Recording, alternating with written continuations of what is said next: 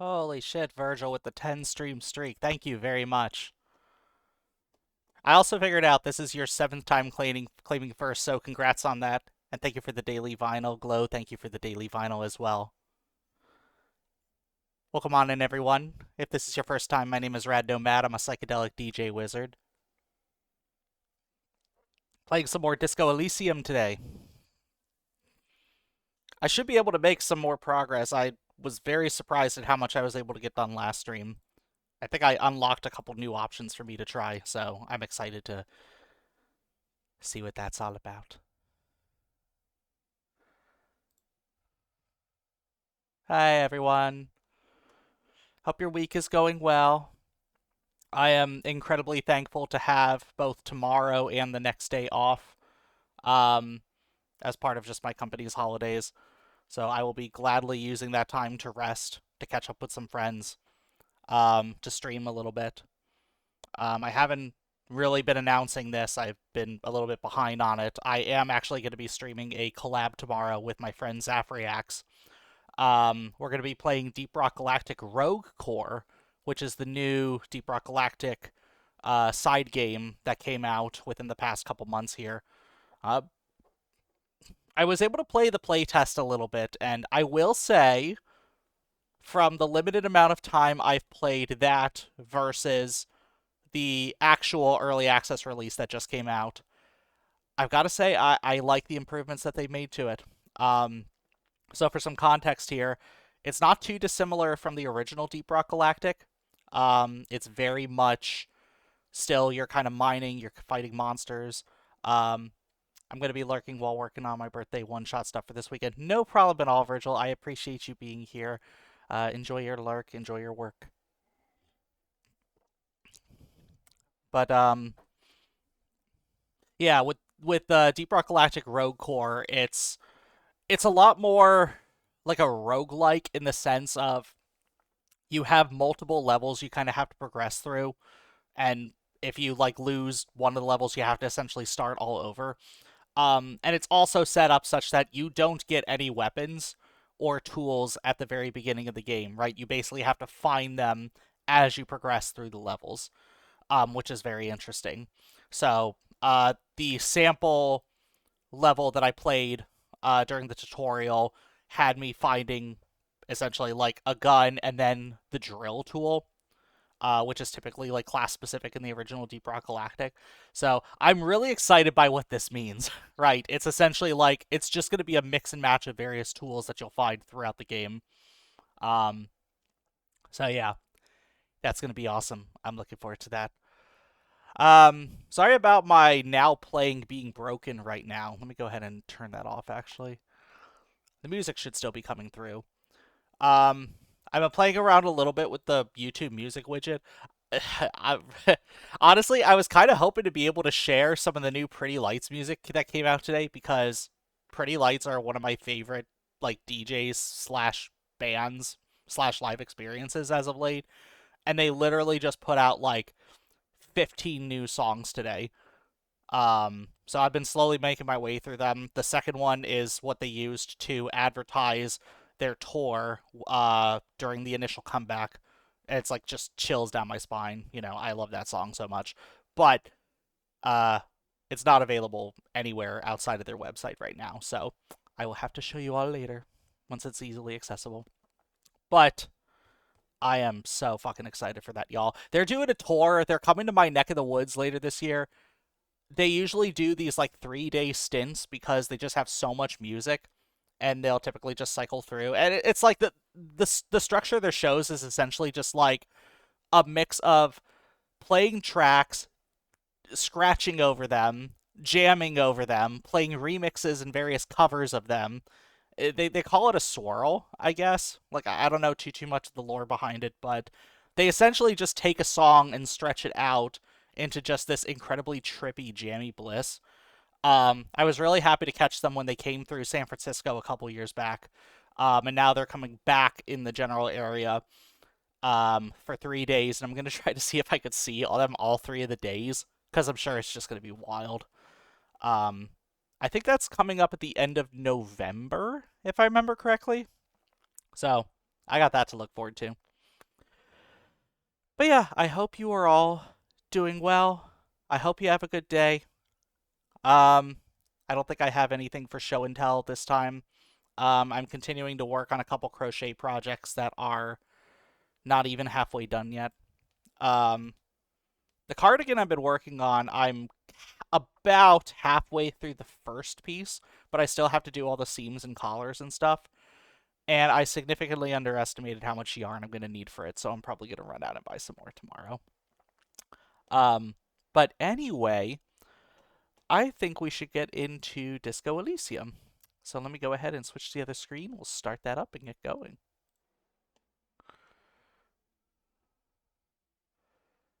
Let me go ahead and turn off the now playing again. There we go. To kill time. Okay, let's do this.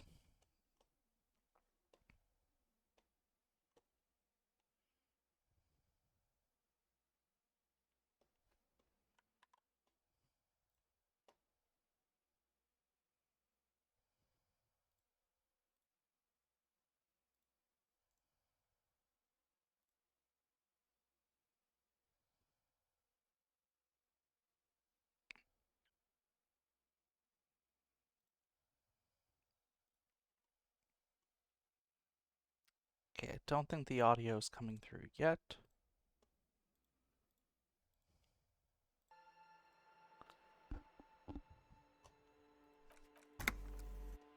All right. So, where do we leave off on? I just talked to these guys, and they finally gave me some information. They told me about who the potential victim was of the person they murdered. We went to talk to her. Turns out she wasn't really a victim. And now we have some additional direction. I have the Door Gunner Mega Mix, which is essentially, supposedly, the confession of this guy declaring what he was going to do, which essentially was used to motivate this group to go out and kill him. Hardy gave you a recording where the hangman supposedly testifies his intent to rape and pillage. Have a listen on a playback device, either in your room or find one from a pawn shop. Listen to the Megamix.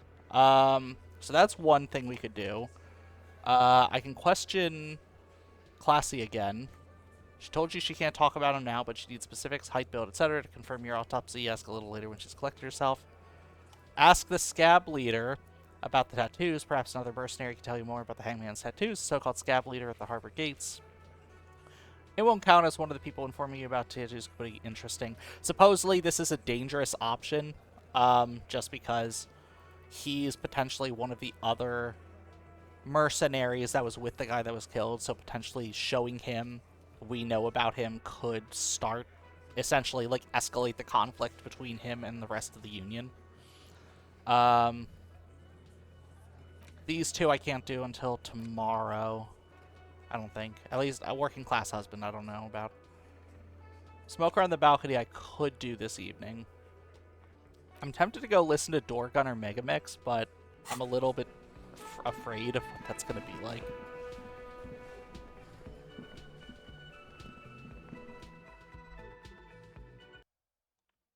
Alright.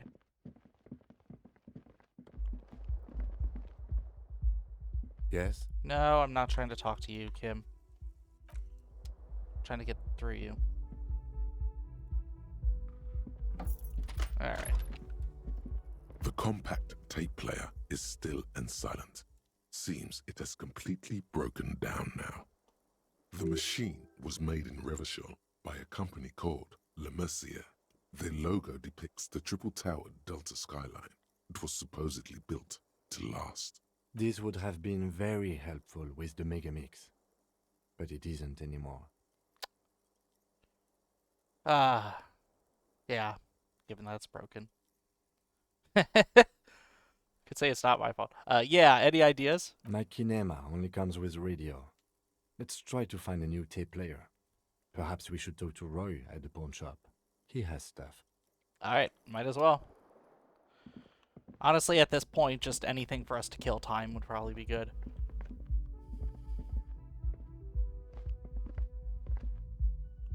Oh. Walk a little bit faster.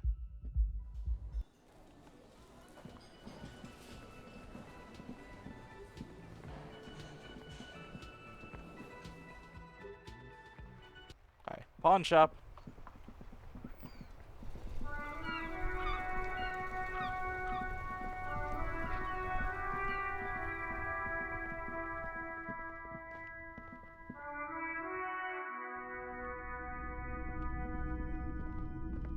Hello, hello. Let me know if I can help you with anything. I'm looking for something that plays a tape for police business. A tape? We have boom boxes for sale that will play it. Check the shelves. Cool. That was simple. A typical Martinez streetlight sits among assorted floor and table lamps.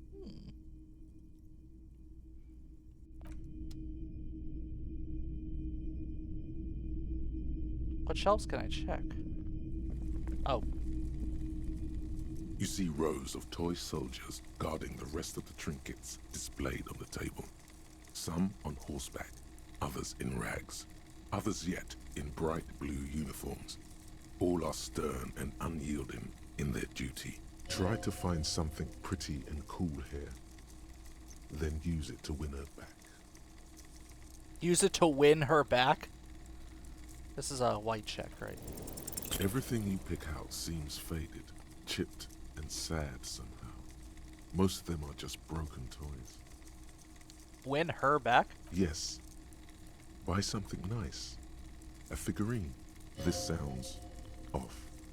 You shouldn't trust this guy. Thank you, Volition. That didn't work. Oh!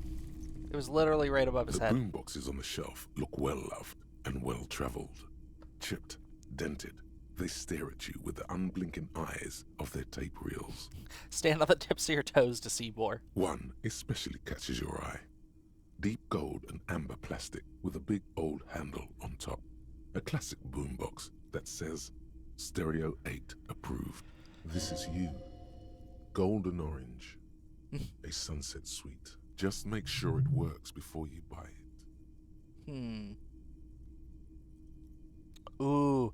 Can I just play a tape on one of the boomboxes real quick? Sorry, man. I can't be giving out freebies. Never have, won't now. Are you sure this is all in working order? Absolutely. I've tested each one myself with recordings of speech, found sounds and music from a variety of genres. Even though I don't really like music. That's odd. Why doesn't he like music? Don't like music? What do you like then? The stuff I record myself. Silverware shaking in drawers as motor cars race by. Nocturnal animals climbing on the roof. Airship rotors. That kind of thing. My boy listens to Foley effects. I love it. Maybe you should ditch music as well. Get into these more experimental sounds he's I like it. describing. I like it.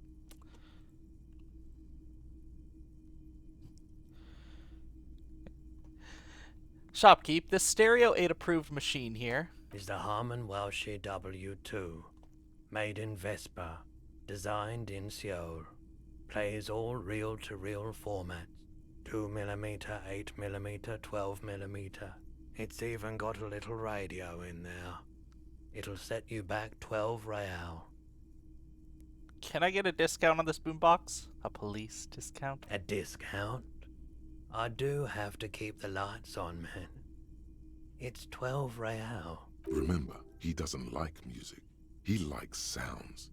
The Doorgunner Megamix is his type of tape. Certainly, he'd give you a discount if he knew you'd play something so experimental. I'm not just doing any police work. I've got the Door Gunner Mega Mix here. An era-defining work. Let's do 4 real. 4 real is offensively low. But just this once. For the music, concrete, cop. Cool. Okay, so I just need to dig up 2 more real. And that should be sufficient. Can I sell anything to him? Hello, hello. Let me know if I can... Sure. Let me have a look. I like to sell my I'm not clothes. purchasing any more clothing at the moment. And especially that tie. It swallows photons around it. I have no need for necrotic objects. Necrotic object? Don't say that about my tie. Your mother is a necrotic object. I'm fun. Look at me sparkle in the light of the projector. I'll check my pockets. Anything else you're thinking of selling?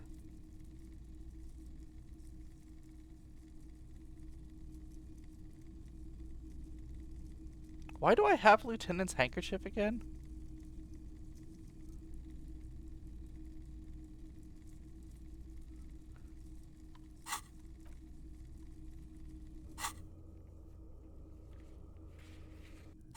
Oh, I can't access it. Okay. Another time. Okay, what is this handkerchief again? Oh, it's literally just a handkerchief that, Kim gave me. Why do I feel like I'm gonna need this at some point? He doesn't want to buy clothes. He didn't want to buy tools. He'll buy stuff here. Kind green apple pen. Okay. I think I'm gonna have to find another way to get Real.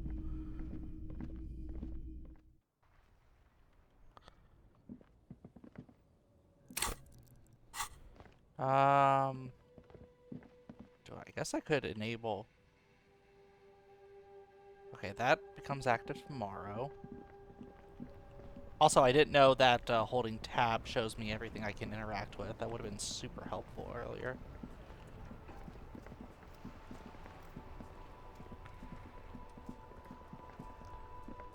The dented yellow mailbox greets you with its graffito and bullet holes in the front. Fuck you, mail delivery box.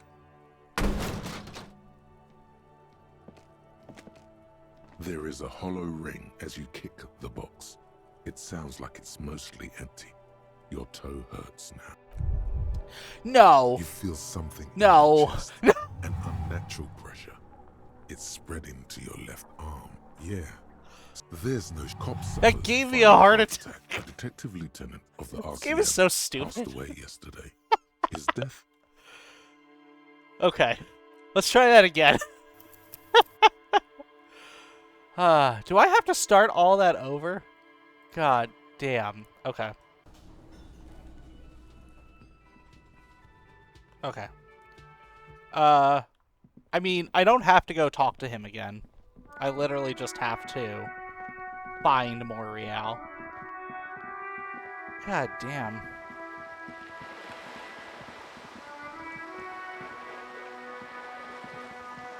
This coin-operated viewer is facing southwest. Its coin slot is full of fossilized bubblegum, rendering the machine permanently inaccessible. Look inside. A thick layer of graffito covers the lenses. You spell out the word Onuk written on the other side, with N and C scribbled backwards. Fucking Kuno wrote it. That's Kuno on the lens. Shift your focus to the background. Under the graffito, a sea of blues and greys appear. Behind the water lies a coast studded with concrete and reeds. On it, a church on stilts, lanky weather-worn wooden planks, an X-shaped cross topping its tower. You know this to be the Star of Pericanasis, or the Cairo, the central symbol of the Pericanassian church. A star, a great moral height, to be strived toward. The church looks old and weather-worn. There are no lights in the windows. Around the large wooden building, you see chunks of sea ice gathered on the beach, and a small tent set up on the ice. Poor little viewer. Pat it. The metal feels cold and wet under your palm. It looks unhygienic. Vandalism. Shake my head. Probably some kids. What about this one? This coin-operated viewer is facing south. The instruction manual says to insert 25 centimes and pull the handle while looking inside. Then use the focus knob to zoom in if necessary. Why place a tourist attraction in the middle of such poverty? What's a tourist attraction doing here? There was a revitalization project in 49. A design studio tried restoring Martinez to its pre-war glory. It didn't stick. What happened? They got as far as the street lamps and the statue on that intersection. Then something went sour. I suspect that something was Everard Clare, the union leader. He muscled them out. It's how it usually goes around here. Can't we do something about it? We should have done something about the Union 10 years ago. That ship has sailed, officer. Alright, well, I'm not going to spend money on it, especially if I'm trying to...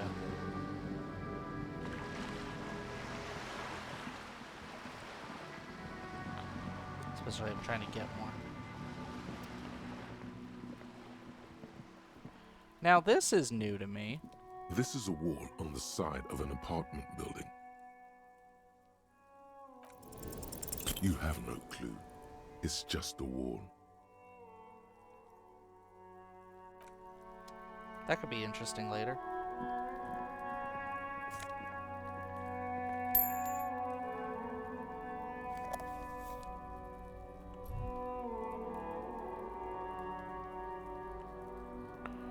She's not going to tell me anything, right? She never does.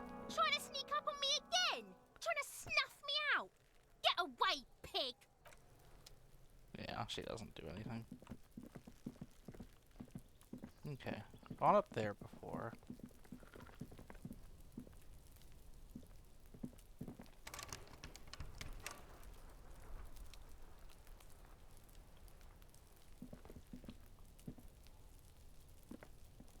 Oh, bye, Kim.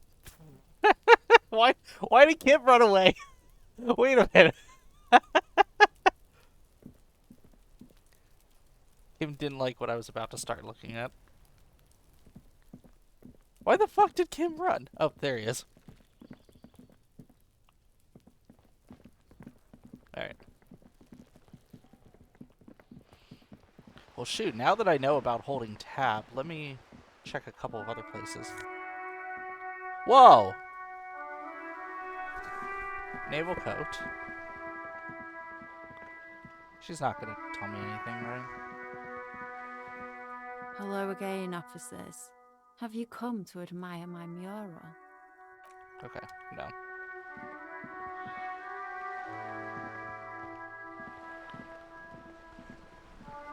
Hi, Char. Welcome on in. Thank you for getting your daily vinyl. Thank you for the head pat. Okay, nothing to interact with over here.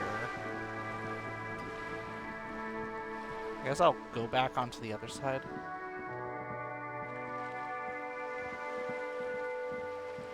Okay. If I can find a way to get 2 more Real, that'll at least get me enough to start doing the whole tape playing piece.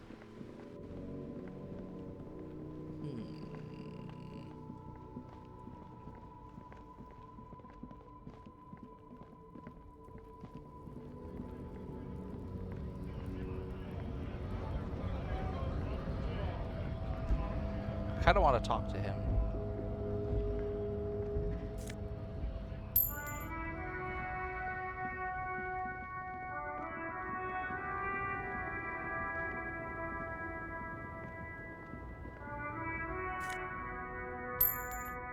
Oh! That was it. Okay. Anything else that I could get? I think I've read that sign before. Yeah, I think I read that already.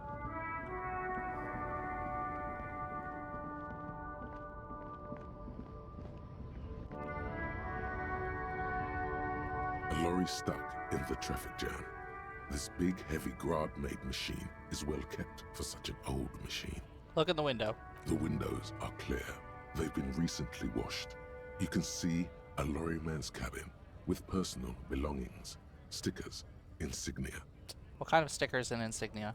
The driver has adorned his space with a substantial collection of peculiar paraphernalia.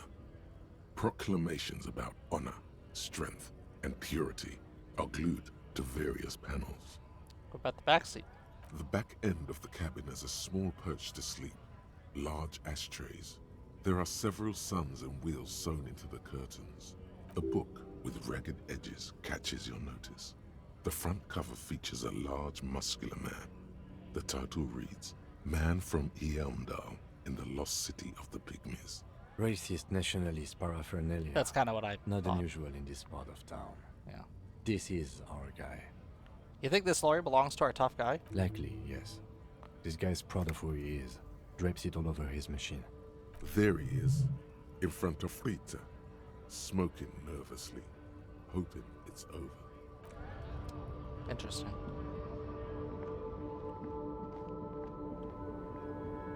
Okay. Nothing else to do over here, so let's go ahead and buy the tape player.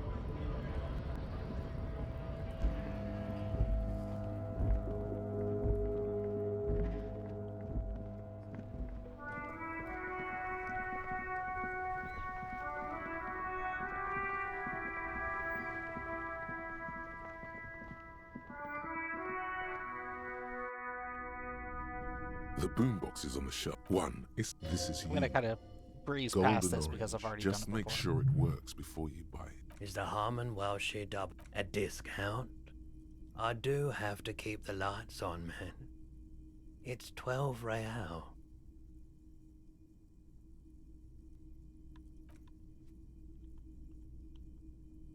I say, it's 12 real. Okay, that's right. Hello, hello. Yeah, So that plays we a tape. still have those boom boxes on the shelves. Oh, I think I fucked up the dialogue for that. Shoot. Okay. Let me... Shoot, I'm gonna have to load all the way back there. Because I do want to... Okay, I know what I can do.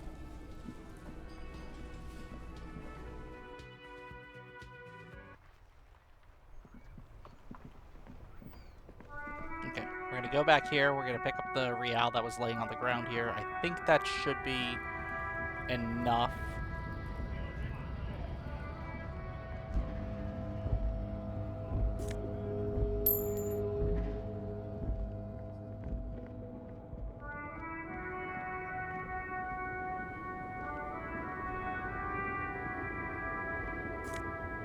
Perfect.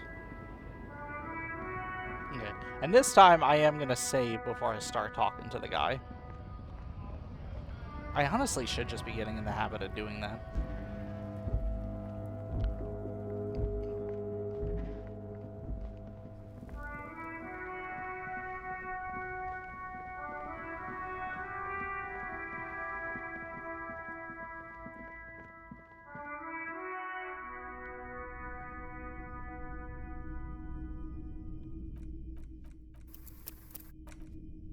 There we go. Hello, hello. A tape? We have boom boxes for sale that will play it. Check the shelf.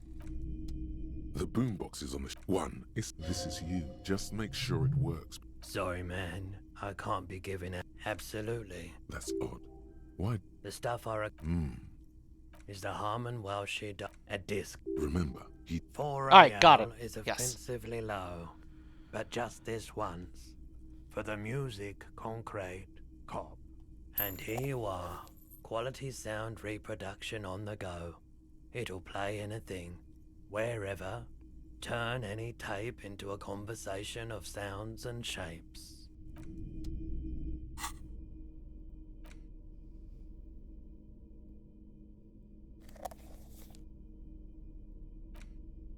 Can I just start playing it in here?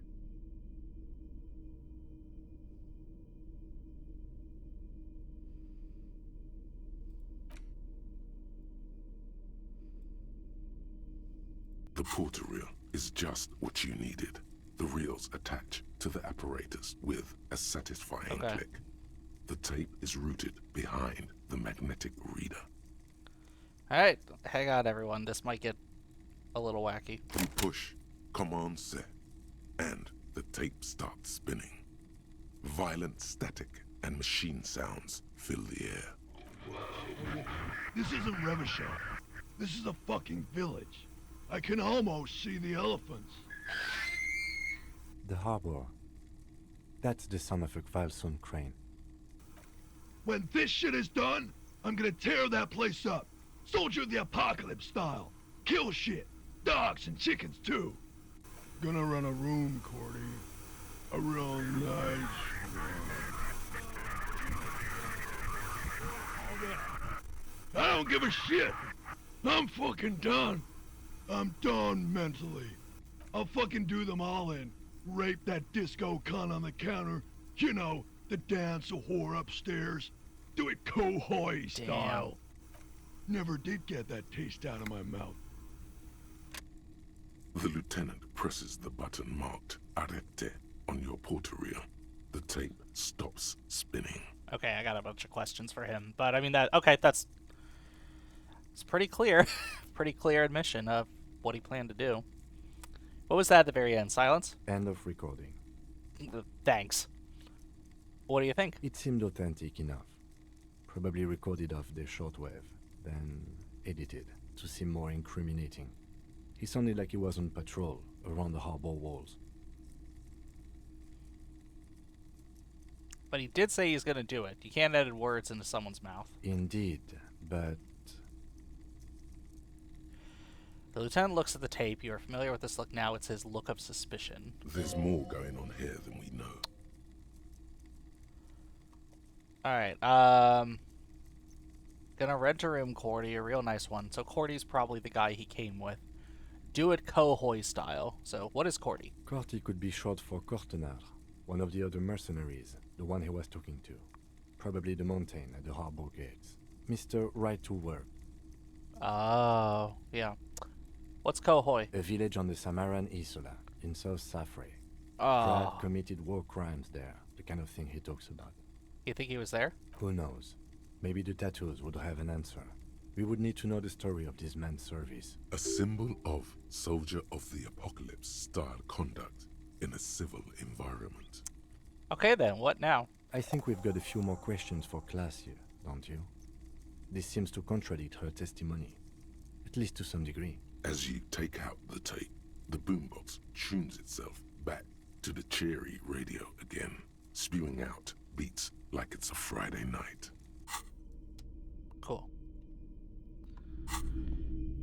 Hello, hello. Alright. Well, I don't need this anymore. Alright. Cool. Well, we listened to the tape, so we're gonna talk to Classy about it next, I guess.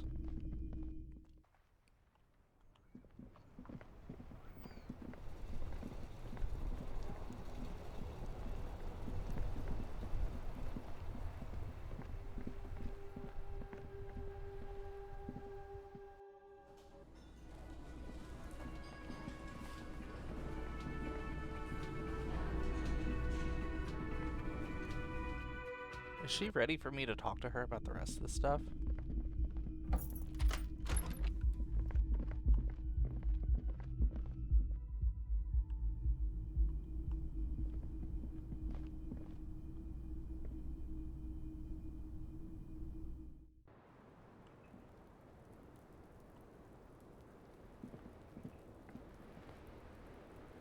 Have I not noticed that before? Officer, it's a fine day for questions. Let's talk about more about this so-called assault. Not my favorite topic, but okay. Okay. How about we, change the subject to something more lighthearted now? Yeah? Where does that door lead to? Point to the door on the roof. I have no idea, officer. Thanks. All right. Titus Hardy gave us a recording where the deceased states his intention to commit rape. She puts her coffee cup down with a soft ring as the porcelain meets the metal table. Did he? I never said he was a good man, or that he had good intentions. Only that he was never bad to me. Interesting. She doesn't care. If anything, she sounds amused. On this tape, he specifically identifies you as the target. Where did they get this recording exactly? It's intercepted radio chatter of the deceased, recorded via de-encryption station. It's authentic enough. Does he say he's gonna do it Soldier of the Apocalypse style? Something to that effect, yes. The phrase was used. Yeah. That was practically his pickup line. Did he say whores a lot? Was he pretty much on the verge of doing it Kohoi style? Yes, the word whore was used. He liked the way it sounded when he said it. As to Cohoy, The young woman lights a new cigarette with the butt of her old one. he wasn't actually there. He didn't do a tour, or at least didn't tell me he did. Would have been overkill anyway. He lived his own little Cohoy. It wasn't his everything. Why say things like that? Machismo? Yes, was he bragging? Oh no, I'm pretty sure he did all those things, then integrated them into his idea of normalcy. To keep on living until they just sort of turn into his, what's the word I'm looking for? She's quite observant about the human character, trained to observe, even. Coping mechanism? Running joke. I was gonna say running joke. And it sounds like you didn't even get the good bits. Lely's punchlines got way, way funkier than that. He was like the Seminese conflict, the Cohoy massacre, and the 36 famine in Yezud all rolled into one person, then cast in Orani ceramic armor, which he wore in bed and in the shower. In bed in the shower. Aren't you afraid? Afraid of what? That tape the Hardy Boys recorded? Your mother probably never told you this, but girls are evil. Had I the physical robustness and social support, I'd be in Cohoy. I would be tearing it up Soldier of the Apocalypse style. Did he tell you he had actually done any of those things? He and Martinez, I mean? No. We were too busy laying waste to our own nervous systems to direct any of the fury outward. He seemed happy, I guess. At ease. As much as a man like him could be. What kind of man was he? Before you go, ask for details. She seems okay to talk about it. Thank you for clearing that up, miss. Great. Whenever you're ready. I'm interested to hear what Titus Hardy has to say now. She takes a very small sip of her coffee and smiles. Now that you've had some time, can you tell us more about the victim? Actually, do I have a upgrade? Not yet. Talk to Titus about the Megamix. Okay. Can you tell us more about the victim? Like, for example, his name? Actually, officer, I didn't know his name. I just called him Lely. God damn A it. nickname? I guess. He came from Lelystad. It's short for that. And it was his army name, apparently. He said his real name wasn't his. I tried to pry it out of him, but it was no use. Lelystad. That's a good start. It just occurred to me, colleague. We still haven't performed a field autopsy on the deceased. We still need to get him out of the tree. The questions I have assume some kind of foreknowledge on our part. I suggest we go and perform it now, and return once we've brought ourselves up to date. I have other questions first. All right, but quickly. She has endured that sight long enough. It's time for us to do our duty. The young woman nods inside. No, nothing else. Okay, I mean... Also, this door doesn't open, right? The same small, heavy door. No lock in sight.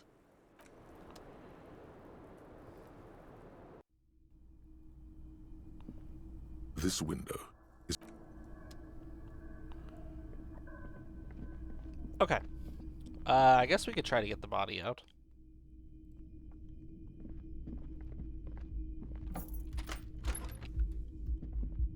Not that I think there's gonna be much use in that. Oh, and we could talk to Titus again.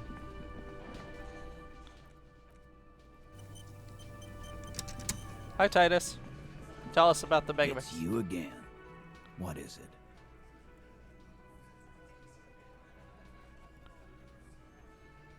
So I talked to Classy about the tape. And He tenses immediately. Chest tightens. Jaw sets. Ready for another blow. And nothing. She stands by what she said. that fucking fucker. You're the worst cops in Revachol. I gave you gold on that tape.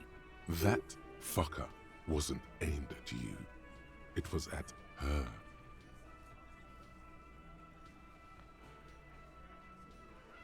Ooh, do I really want to piss him off? She pretty much laughed it off, Titus. Fucking fuckity fucker. And what did she say then? That it's fine. People are supposed to be like that.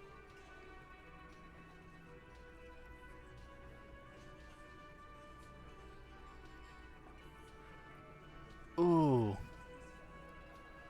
Oh, this is gonna piss him the fuck off. Titus, she said she would like to be a little door gunner herself if she could. Yes. In fact, I think she thought it was a little funny. Oh, thank you, Kim. Funny. No good goddamn psycho whore. Seems like they wanted to give Claudia a second chance to play along. She still didn't. Alright. All fucking righty then. I guess it's good then.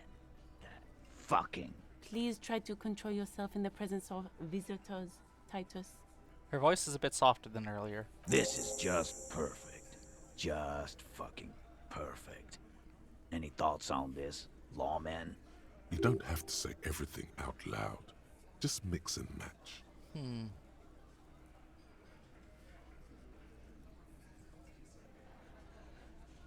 Maybe she isn't who you thought she was. Nah. I know her. She's just a girl. In over her head. She's not some helpless girl. She's handled the mercenary well enough. Handled him? She got into some stupid shit with that guy. Shit we had to take care of. Yes, yes, we heard all about it, and the fact still stands. You were more disturbed by the tape than her. I think you had a lie planned, but she didn't play along. I ask for your opinion. Not a bedtime story. Tell it to your grandma. This tape was the last chance for her to do what was planned. But she didn't. She knows she can't lie to us, unlike you. Fantastic. So now, you remember how to do your job. I'm so sick of this piss. We should get something harder in here. Yeah, guys. We should get a party going tonight. Why? Maybe not then. Thank you for your input, Shanky. Success. They admitted to unlawful collaboration to derail the investigation. Maybe she is still in denial, you know, like a defense mechanism? Yeah, maybe. That is a possibility. Be straight with me, Titus. What really happened? I already told you. We fucking hanged him. There's less gusto in his voice now. His men, too, are growing increasingly silent. Come on, Titus. The stakes are too high here. There will be blood on the streets. The tribunal, remember. I know you're tired. Why don't you just... You know what? I am tired. I'm tired of you, them, and the whore upstairs. Next time you see her, tell her Titus said, "Fuck off!" That lying, scamming. We're done. This is over. You understand? Your little investigation is over. Yeah. There's a silence in the room. Elaine starts saying something, then thinks best not to. What is this quiet funeral shit? All we need is some beers in us. Bartender, 20 beers for the Dock Workers Union. Why do we make it 40, huh? Why do we make it 100 beers? You're not loud enough. 100 beers? Now we're talking. Hoppity hop over here, cafeteria manager. Ooh. Convince Titus he is being manipulated. Clausia Damn is it. playing them like a fiddle. Tell them how bad they got played, and they'll tell you the truth. There are many ways to go about it. All of them really good.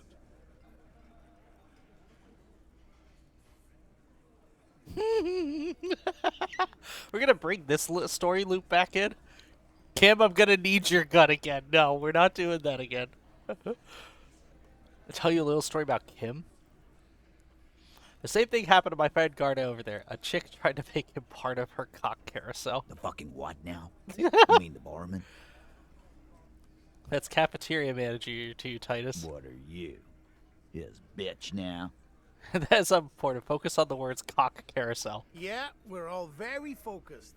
What does it mean? Cock carousel. Yeah, cock carousel. I hear the goddamn word. What are you saying? Boss, I think he means a joyride made of suckers. You telling us we're suckers? Cock carousel. What? You feel something What? in your chest. I just had a heart. Natural pressure. No, this It's sucks. spreading. No, Yeah. no, There's no, no no. suffers final heart Why attack. did I have a Hit heart the attack lieutenant just from of the saying cock RCM. carousel?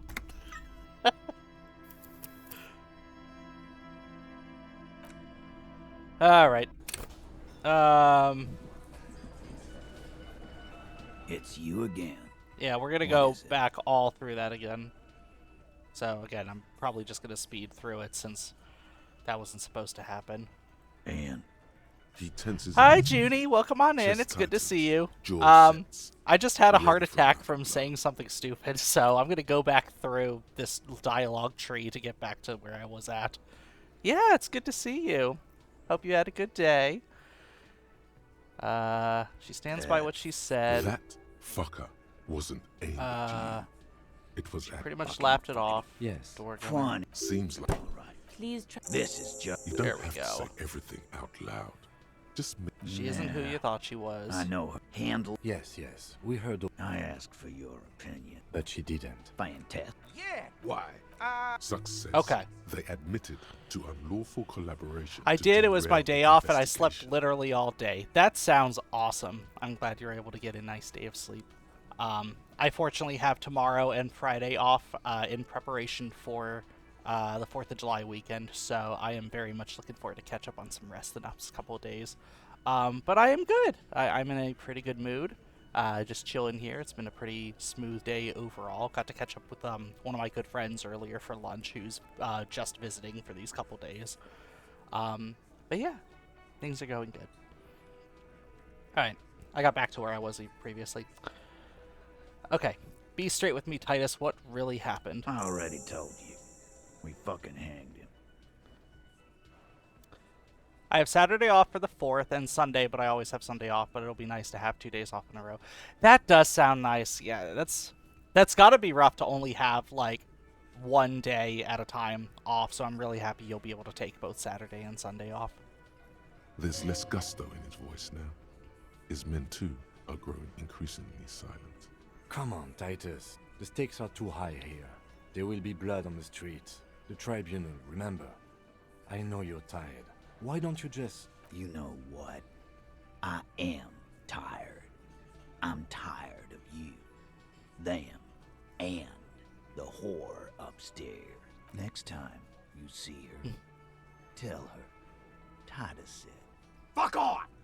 That lying, scamming. We're done. This is over. You understand? Your little investigation is over. Yeah.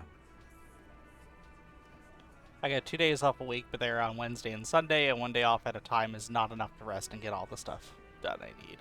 Yeah, that's the thing. It's like whenever I got the weekend coming up, it's definitely like a moment of kind of decompression for me, where it's like, okay, for the next 2 days, I don't have to think about work or anything. I guess maybe it's a little bit different for the kind of work you're in. For me, there's, I think, always this concern about, like, taking work home with you. I mean, that's very common in, like, engineering type roles where sometimes when you head home, you still have, like, a laptop on you, so you log on, maybe get a little bit more work done at home, or sometimes you have to, like, log on pretty late and have meetings with people in different parts of the world. I'm not sure if your job is one where pretty much once you're... It sounds like right, because you're commuting to and from work. Once you're done with work, I imagine that's pretty much it, right? Until you're back in the office the next day, right? Yeah, taking work home is hard. It can be. I try to be like really good about not doing that. Like I don't have like my work email attached to my phone or any non-work devices. I do not check email until I actually log on for the day. And I try my hardest not to log back on in the evenings after I've already like closed up my laptop, just because I don't like doing that, right? I like to be able to separate my work from like my personal time. I don't take the work home, just the stress of it. I feel that, yeah.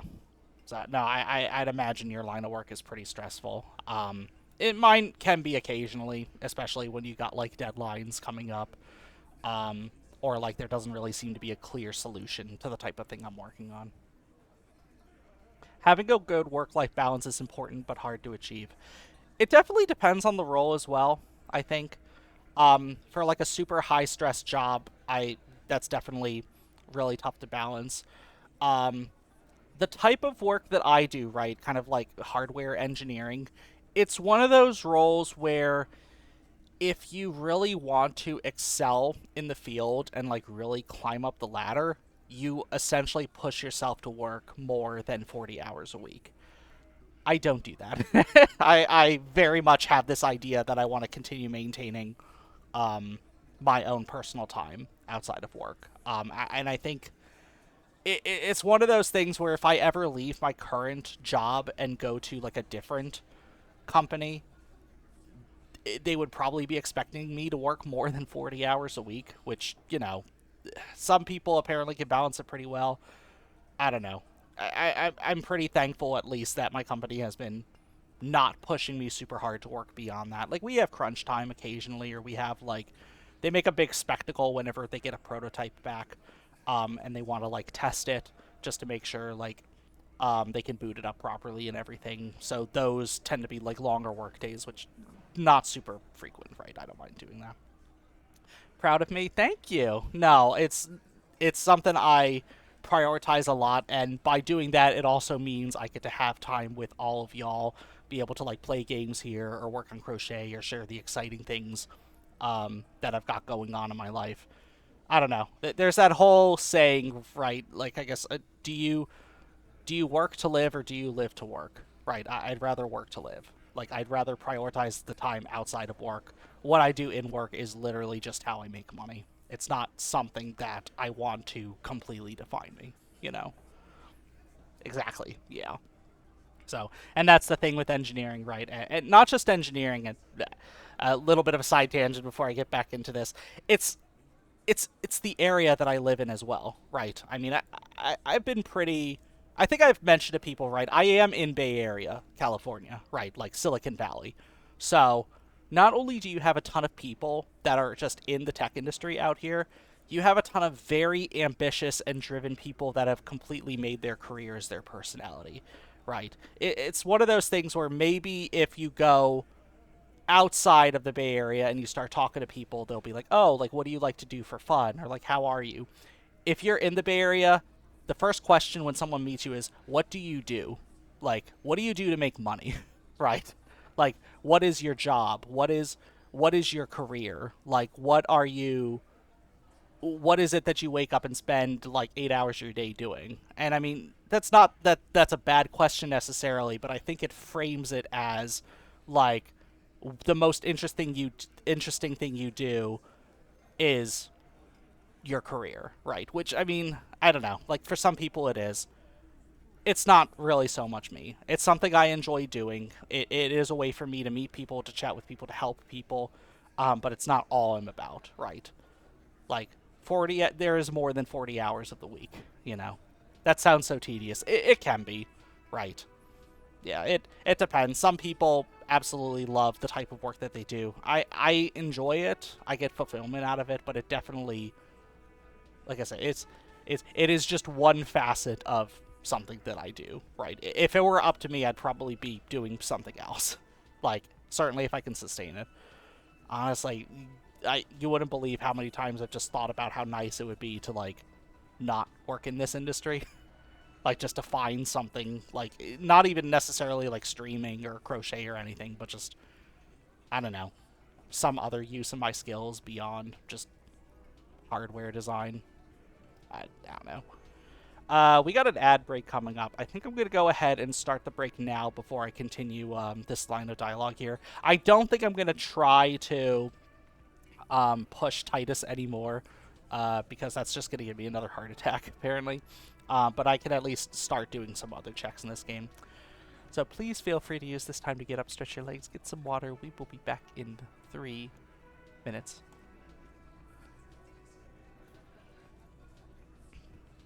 Go ahead and put some music on in the meantime.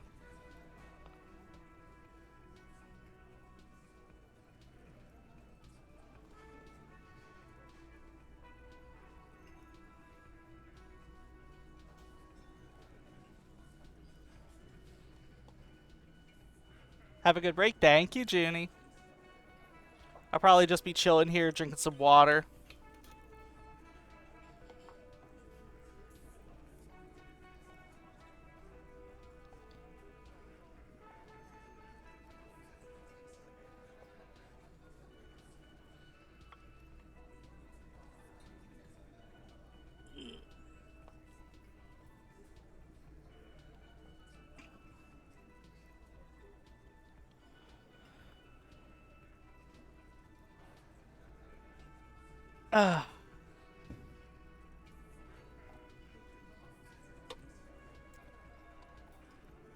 I've got one of my projects that I've been working on just sitting here right in front of me. It's it's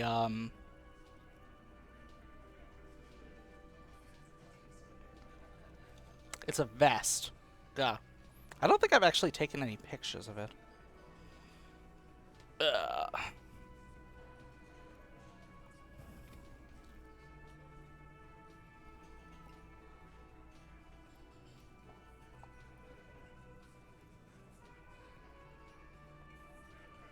Go ahead and take a picture of it so I can at least share it.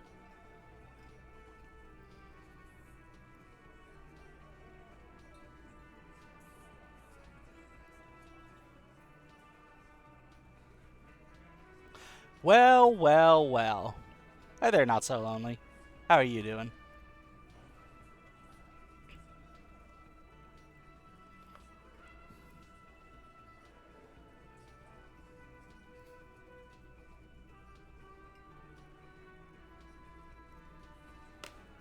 What's good? I'm great. I'm doing pretty good as well.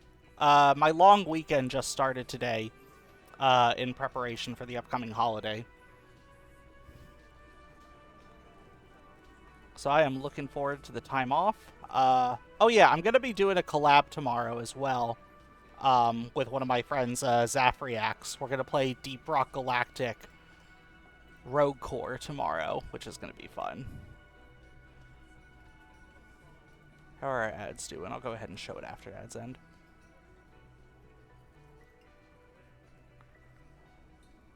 Okay, cool. Coming up.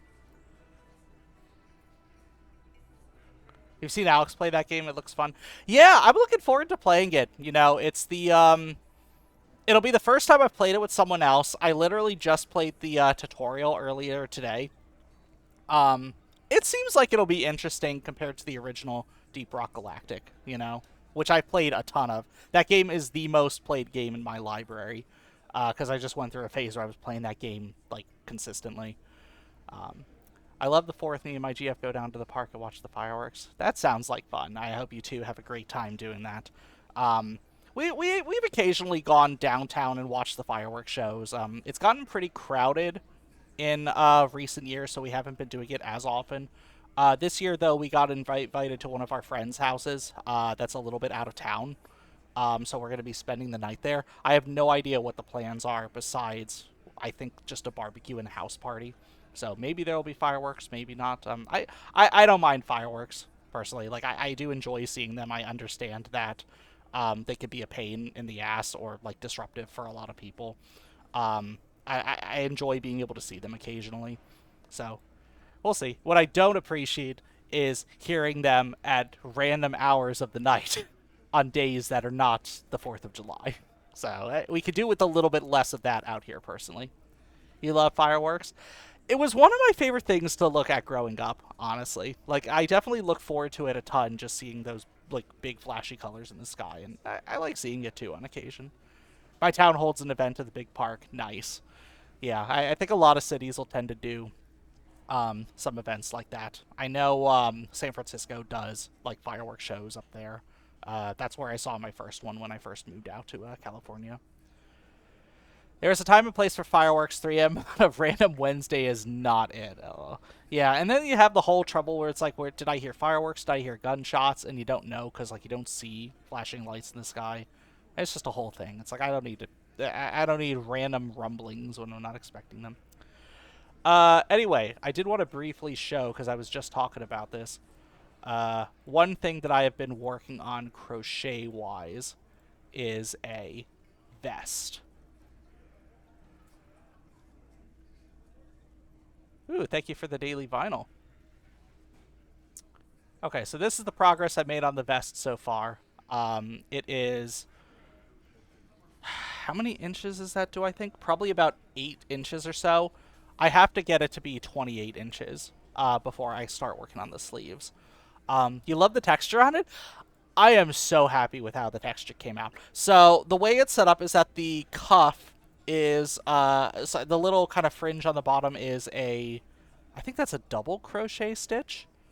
And then it's additional double crochets to kind of make that like thicker texture on the front, and then all the way around it's single crochets, but there's like a trick to doing it. I think it's like you basically add a chain before you seal the single crochet.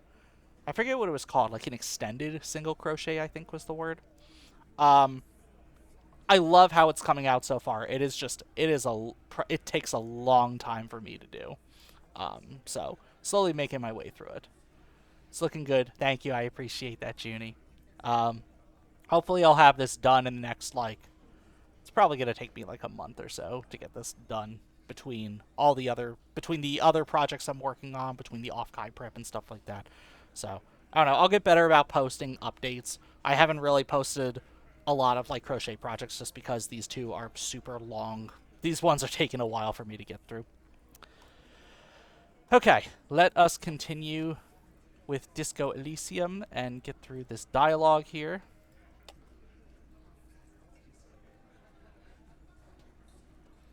What is this quiet funeral shit? All we need is some beers in us.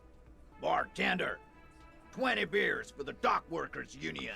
My girlfriend tried to teach me to crochet, did not work out. Also, my mom tried to teach me. She went scoop out the guts and throw it off the cliff. Didn't make sense to me. I'm trying to imagine what that looks like. I like the idea. I mean, okay, scoop out the guts. What is that? Put your hook in the stitch and pull it through, and then throw it off a cliff is kind of just toss it through. That's an interesting way of putting it. Hi, Brian. Welcome on in. Thank you for redeeming your daily vinyl. Scoop out the guts and throw it off the cliff. I'm going to have to think about that. Side note, when I was learning how to tie a knot for rock climbing, I think I mentioned I got my belay certification a couple weeks ago. My friend, that's what she said, yeah. My friend was teaching me how to tie the knot in order to secure yourself to a top rope so that someone can belay you and you can climb up the wall. You're basically supposed to make a loop and then wrap the rope around the loop and stick it through the hole. And the way my friend described it was, what was it? Make a head and then strangle it or something like that. So it was like, wait, what? Oh, yeah, make a head, strangle it, and then poke it through its eye, which is just putting it through the loop. And then he's like, maybe don't say that to the instructor when you're, actually, doing the test. That's awesome. Congrats on the certification. Thank you. So I'm really happy I was able to get that done. So it wasn't as difficult as I thought it would be. I took a lot of notes when I did the initial class to learn all the steps and everything, so I think that helped me a lot. It's the best way to pick it up is by doing it, I've noticed. So even if it's been I think a few days or a couple weeks since you've done rock climbing, right, it starts coming back pretty naturally. And fortunately, the device is sturdy enough such that it'll kind of help you out a little bit, even if it's been a while. Hi, I'm tired, but all right. Okay, yeah, no, I feel that. It's been a bit of a sleepy couple days for me. My cats keep waking me up at random hours. Oh my god. So the other day, my cat Oliver, Oliver has been having a lot of allergies, so he'll get sneezing fits. So literally, he woke up at 3 in the morning just sneezing like crazy. I felt super bad for him, but it was also it's late, man. Come on. And then the other one, Ash, he is a fucking pain in the ass. So, for some reason, if he wants to get fed, he's not going to come to me for it. He's going to go to my wife. And he's going to try to wake her up specifically. So he'll do that in a couple different ways. He'll jump on her. He'll walk around her head on top of her pillow. Or he'll do what he did the other night, which was jump on her nightstand and start knocking stuff off of it. Oh my god, I mean, I got up and fed him after that, and then closed the door so he wouldn't be in there. Like, it's... Oh my gosh. He is a very temperamental cat. I love him. He's a fantastic cuddler, but man, he needs to learn how to sleep through the night sometimes. Anyway, enough about the cats. It was rainy today, so it was so nice to sleep all day, except now I have the dilemma of not wanting to go to bed now when I work tomorrow. Yeah, that's fair. Right. And that's something to watch out for, is that it can disrupt the sleep schedule a little bit. I don't know. Maybe stay up like a little bit later and then see whether or not wait. I have an arsenal. Oh, wow, you have you have a lot of emotes of characters with guns. None of my emotes have a gun, unfortunately. I'm probably gonna keep it like that. I don't know if I have any interest in holding a gun. That's not part of my lore at this point yet. Yeah, I don't know. Maybe stay up a little bit later, but I don't know, Junie, if that's gonna cause you to like try to sleep in a little bit later. I guess it depends. Alright. Alex will probably take me to get coffee on the way to work tomorrow, so I'll at least have some caffeine in me.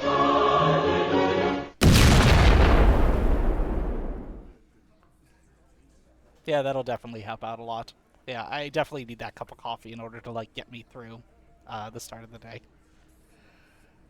Did you like that? I like that. I love that redeem. That was, like, the first, like, real complex redeem I set up.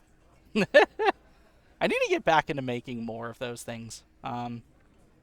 The rest of the ones I have are pretty simple. I've never seen that redeem. I'm dying. I'm glad. If someone raids me, you'll see another redeem that I'm really proud of, where just a giant black heart falls on me and crushes me. I had a lot of fun putting those together when I first started setting up my whole stream layout. Yep, thank you for the throws. That was originally done on a different platform, so I need to add a sound effect to it. I keep forgetting to. Okay, don't redeem the light mode. Let me go ahead and redeem that. That doesn't do anything. It's supposed to now say dark mode, and when you redeem that, it will change the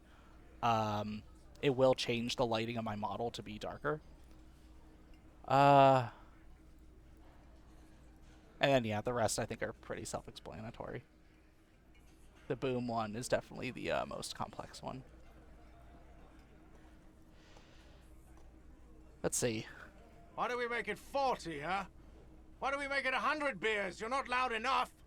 100 beers? Now we're talking. Hoppity hop over here, cafeteria manager. That boom one is so good. I'm glad you think so, Ginny. Like I said, I'm very proud of that one. I want to make more of those like really silly kind of like redeems, because I love seeing how creative people can get with them. Like I'll see stuff where it's like something falls on their head and it like dents their head, which makes me laugh a lot. There's other like I've seen other people have like throw effects where like their model will just ragdoll. I think that's doable in this. I just haven't figured out how to do it yet. But that boom one is something that works no matter what kind of model I have on screen, right? It works with live 2D models, it works with 3D models, because it's physically moving the entire, like, scene, as opposed to just the model itself, right? Okay. I'm gonna go take off now. So maybe I can go back to him and talk to him again.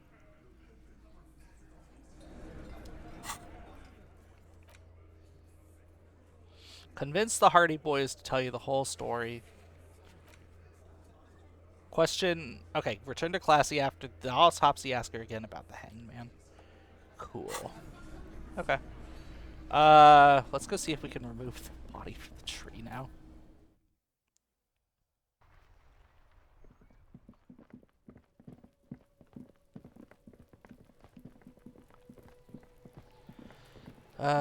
There should also be... There's something around here for me to investigate, too.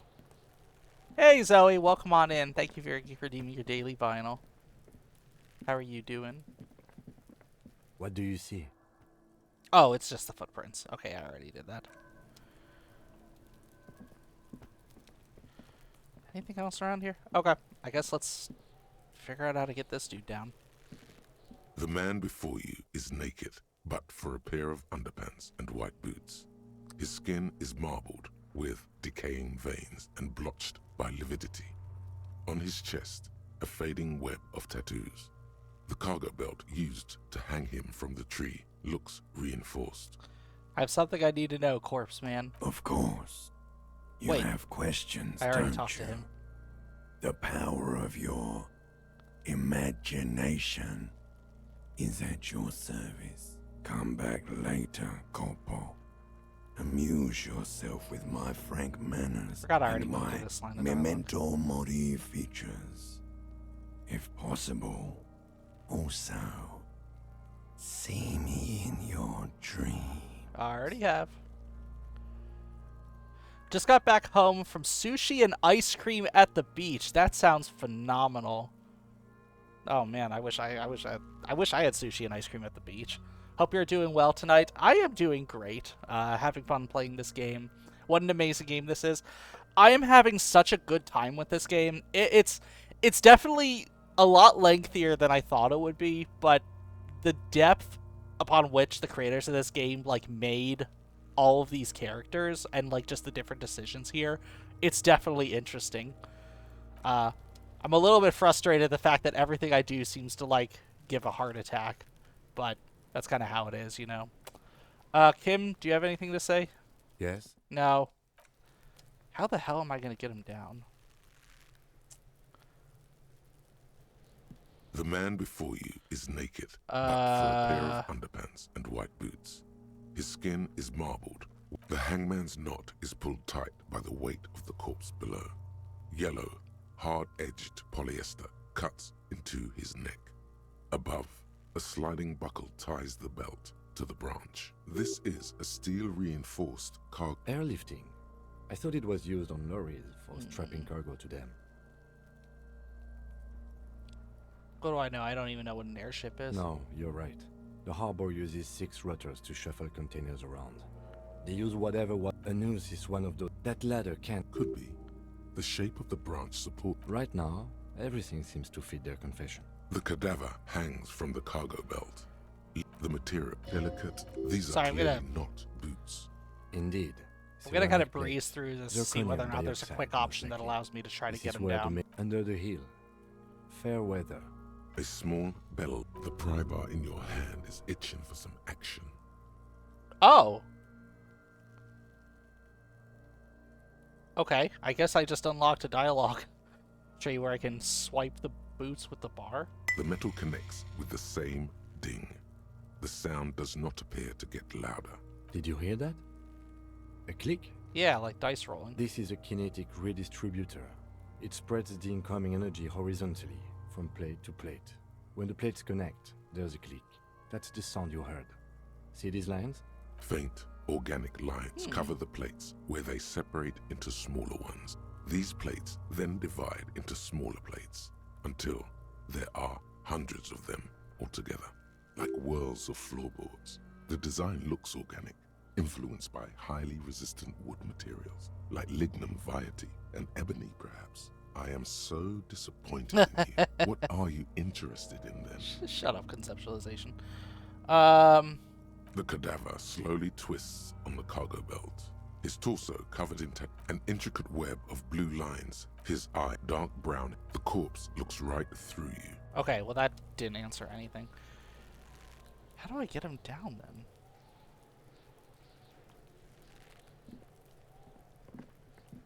Was there any line of dialogue that Kuno could tell me? Fuck does Kuno care? Empathy.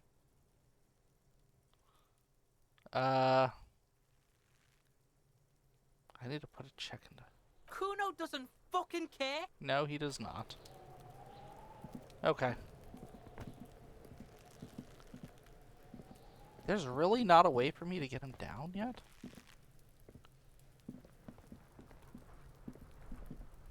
The man before you is naked. I guess but not. for a pair of underpants and white boots.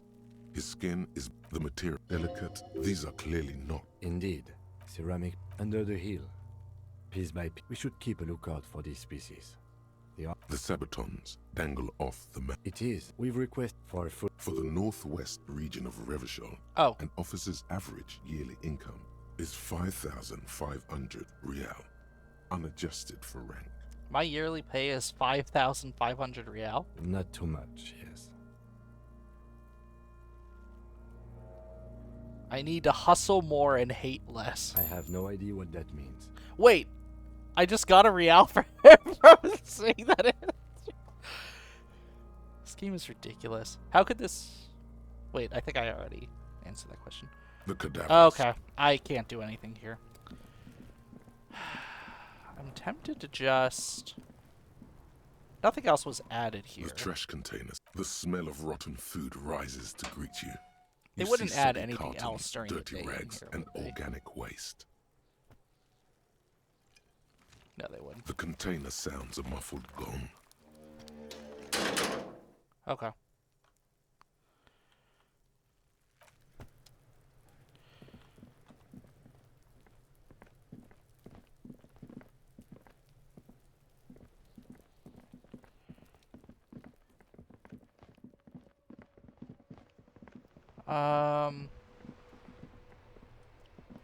What else could I do?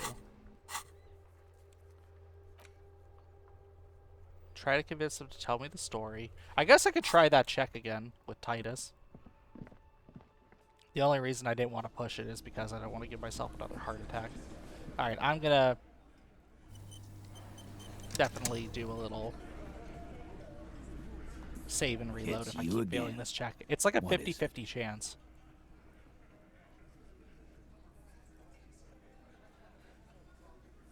Convince Titus he's being manipulated. Convince Yes! Titus Okay, I didn't even he's need being to restart. manipulated. You should know by now. Titus Hardy will never falter. But you know someone who might. Case closed. One of his boys will. Fat Angus, the powerful guy. Mr. All Muscle. The time has come. Put him in the pressure cooker. Just remember, it's about more than Glasia. It's about these men and Martinez. Their district.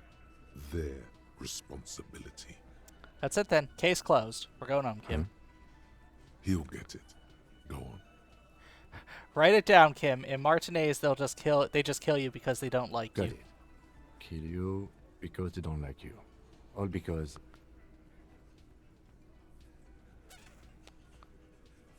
Because you work for the wrong people. Goddamn right. This is Union Town.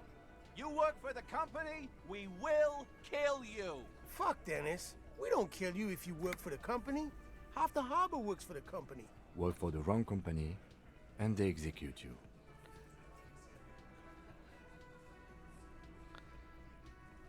Let's see. They hang you like in the Dark Age. They club you from behind, string you up, and go back to drinking. It wasn't that. It wasn't... We didn't hit him, okay? Fat Angus, thank you for volunteering. That's it. That's the weak one. You flushed him out. Now go in for the... Officer, you will be next if you don't shut up. The old man reaches for his belt, but his voice is strangely calm. He's onto you. He knows what you're trying to do. Steel yourself. Push on. Just ignore Theo.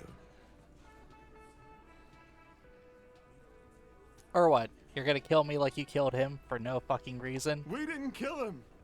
We didn't even hang him. He was dead when... Ooh. Okay, I was not expecting that twist. He was already dead when they hanged him. Shut up, Angus. Thank you, Elizabeth. He was dead before you hanged him. Fatty! Say one more thing to the cops and I'll... Dennis, stand down, or I'll beat your head in. Theo, take your hand off the belt. This isn't 31. I've got this under control. Does he? His closed fist is shaking. It's you who's in control. Let them have their moment. The room falls quiet, so quiet you can hear Angus wheeze. Okay, I was not expecting that plot twist. So, who the hell killed him then? Are we gonna find out Classy killed him? Angie, where's your goddamn inhaler? You sound like you're dying. I left it home.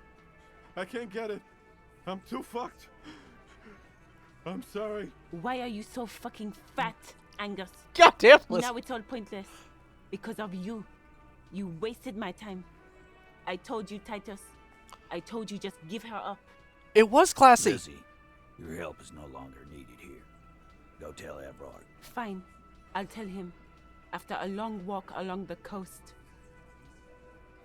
Holy shit. You're in. He's all yours. Questions?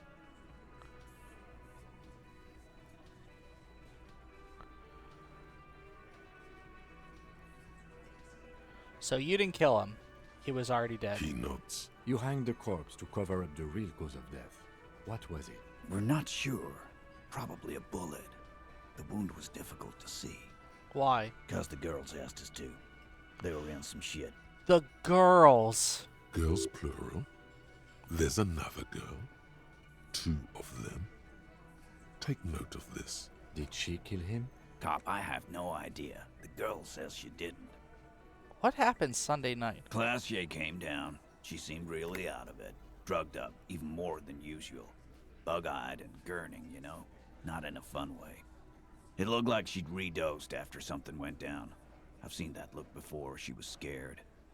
I knew someone had died. I've done this job for 10 years. I've seen it before. It's the politician in the motel room with the dead hooker scenario.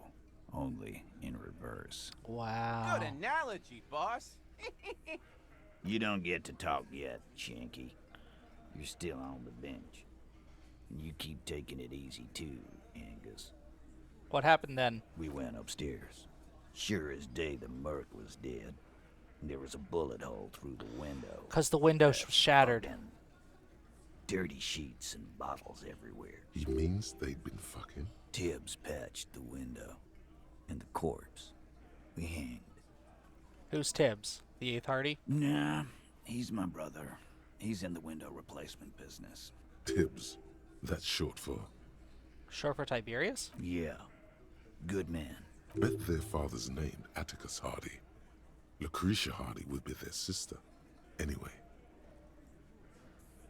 How did you come to that conclusion? Am I supposed to know who Atticus and Lucretia are? But if Classy didn't kill him, why the cover-up? You may have noticed our girl's in some shit of her own.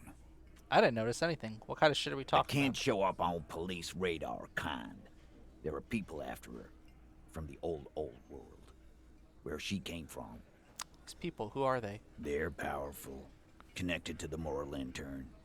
She's clearly afraid for her life. Says if she showed up in your systems, she'd be ghosted away. That's all he knows. That's all she's told him. And why would you help someone like that? By taking on a murder? Why would I? I guess we abide all sorts of runaways and losers here. It's a Martinez thing. So who killed the Merc then? Any leads? Not yet. Just some ideas. She says the shot came from outside, behind the window somewhere. So that's a clue. What are you thinking? I'm thinking someone's past caught up with them. Either hers or his. Hers, you mean? I mean the people after Clausia. Maybe the shot missed. Maybe it was meant for her. Ooh, the plot thickens. I like that. Been thinking the same thing myself. And you had ideas about his past too? My dude. One of those mercenary buddies of his could have done it. They got guns. Training. Years of bad blood, probably. Or it could have been someone else from Crenell. Tell you what I'd do. Check out the coast for vantage points. Maybe consult with a ballistics buddy of mine. That's what I'd do. If I wasn't too busy doing this clown dance with you. He's calm now. Threw all that turmoil away and became himself again. These theories, not bad. Don't buy either one, but still, this guy's not as dumb as he looks. Whose idea was it to hang him anyway? Hers? In a manner of speaking. Remember the 2 girls? He may be talking about the other one. Earlier you said the girls asked for help. Was this the other girl? That's right. It was her idea to hang him. I liked it for political reasons. It sent a good message. It's her, isn't it? The drug trafficker, the missing 8th Hardy. Fella, you think too much. He's off all right. You're gonna hurt your head. That woman is just affiliated with the Hardy Boys. You don't know her, anyway. You know it's okay for there to be a Hardy girl, Titus. We're Hardy Boys. And that's it. Sure. But can you tell me anything about this affiliate, name, current location? Nope. You're not getting to her. It's Klasia you want to talk to. I'm sorry I made you guys fight. Me too. Kim, we did it. The lieutenant gives a smile only you can see. He's such a good partner. Thank you for this, Titus. I'll go talk with her for the last time. You do that. Hey, cop. Before you go, Klasia, came to Martinez to hide. Many of us did. This is where you wash up when there's nowhere left to go. The Union takes you in. Now, she refused that protection. But you would still prefer if we didn't take her away. That's right. If we didn't take care of the people who end up here, this place would just be a couple of ruins and some cargo containers. I really appreciate this line of dialogue, right? I mean, because they're definitely a bunch of assholes. They're definitely up to no good, but they're very clearly abiding by some sort of code of the land, right? Just this recognition that you have all sorts of people coming in and out here, many of whom are trying to stay under the radar. The Union knows that that either the company is just going to exploit people out here, or the police are going to go sticking their noses where people don't want them to be sticking them. So there's kind of this unspoken code where they're just trying to protect people. Very interesting. We'll take that into account. All right.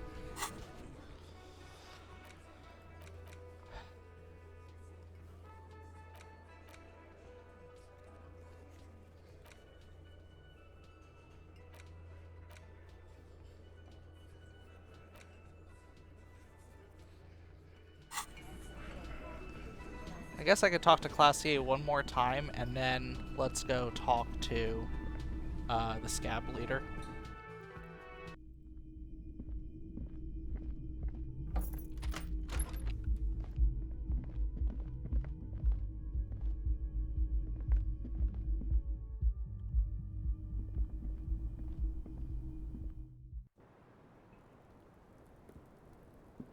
It's always good to see you.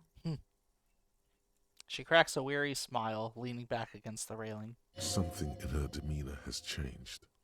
She's tired, consigned to her fate, to being here with you and what's to come. The Hardy Boys told us what really happened. I understand. Just like that. No resistance. Her shoulders are slouched, her feet long and straight. You don't look surprised. You were expecting this. I knew there was a chance you'd get them to tell you. It's what you do. You're the police. For what it's worth, I'm sorry for wasting your time. This is good. Clear the air first, between you two. Then move on to questions. Is it? Something is off here. What are you picking up on, Volition? Shush. I can't hear what she's saying. If you knew we would find out eventually, why did you waste our time? Because of the Hardys. I couldn't just dispense with them. They were only trying to help me. Out of the shit I'd gotten into. That's not a good enough reason. You're right. There's more. More? You answer to the coalition government, and by extension, the moral intern. Okay, so those are the people that she's trying to run away from. Briefly glancing over her shoulder to the sea, as she's done time and time again. A grand expanse of water reaches over the bay and to the horizon, wine dark in the evening light. What lies beyond it? The Pearl, the Muindi Isola, the Occident, and then Oranje, the old, old world.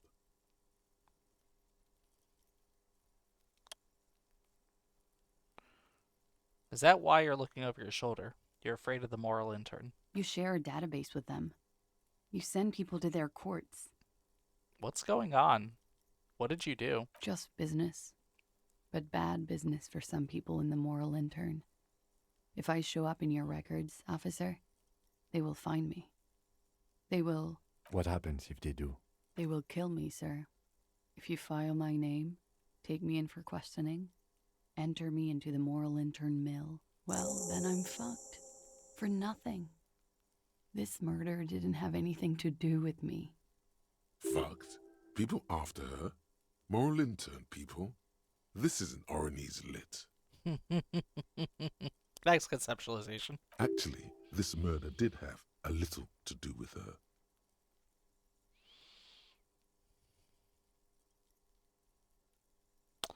You said you study Orionese lit. What is with this fugitive stuff? I did. I also had a side job selling insurance that I was really good at. Got picked up by a bank. Competitive intelligence, they called it. After that, I sort of, transitioned out of the whole culture scene. What did you do to have these people after you? It's not nice, but it's not illegal. Not here in Revachol, or even in Orania. What exactly did you do? Industrial espionage. I joined a business collective with the intention of betraying them. I did my job well enough to be asked to do it again. Interesting. With a bigger company. The kind you really, really don't fuck with. I took their ledgers, 2 decades worth of accounting. I need the names of the companies involved and who hired you. The job was Lou's doing County Savings Bank. They sound small, but they're part of the Lou Scott conglomerate. That was the second job. The first was some printer company. You wouldn't know them. As to who hired me for the job, I don't know. But they're after me too. Along with Lou Scott and their friends in the MI. Once you're done in the competitive intelligence circuit, you don't have allies. You're radioactive. Interesting. So she was basically she was being hired out to essentially just spy on these companies, and then she got caught. And the company, not only did the companies turn on her, but they basically put in enough word to people in the MI such that if she ever showed up, they would send people to kill her. Law's cap. These people engineer financial disasters in second world countries. The conglomerate also includes the Bank of Consecration, Airberg, and the popular Papalolo line of dairy products. Papalolo. Yeah. Papa fucking Lolo wants to kill me. The Papa himself. That's a lot of shit you gotten yourself into. It is. Many people lost their jobs. Not just C-suite. Ordinary people. What I did to get to accounting... She shakes her head at the thought. A lot of people got hurt.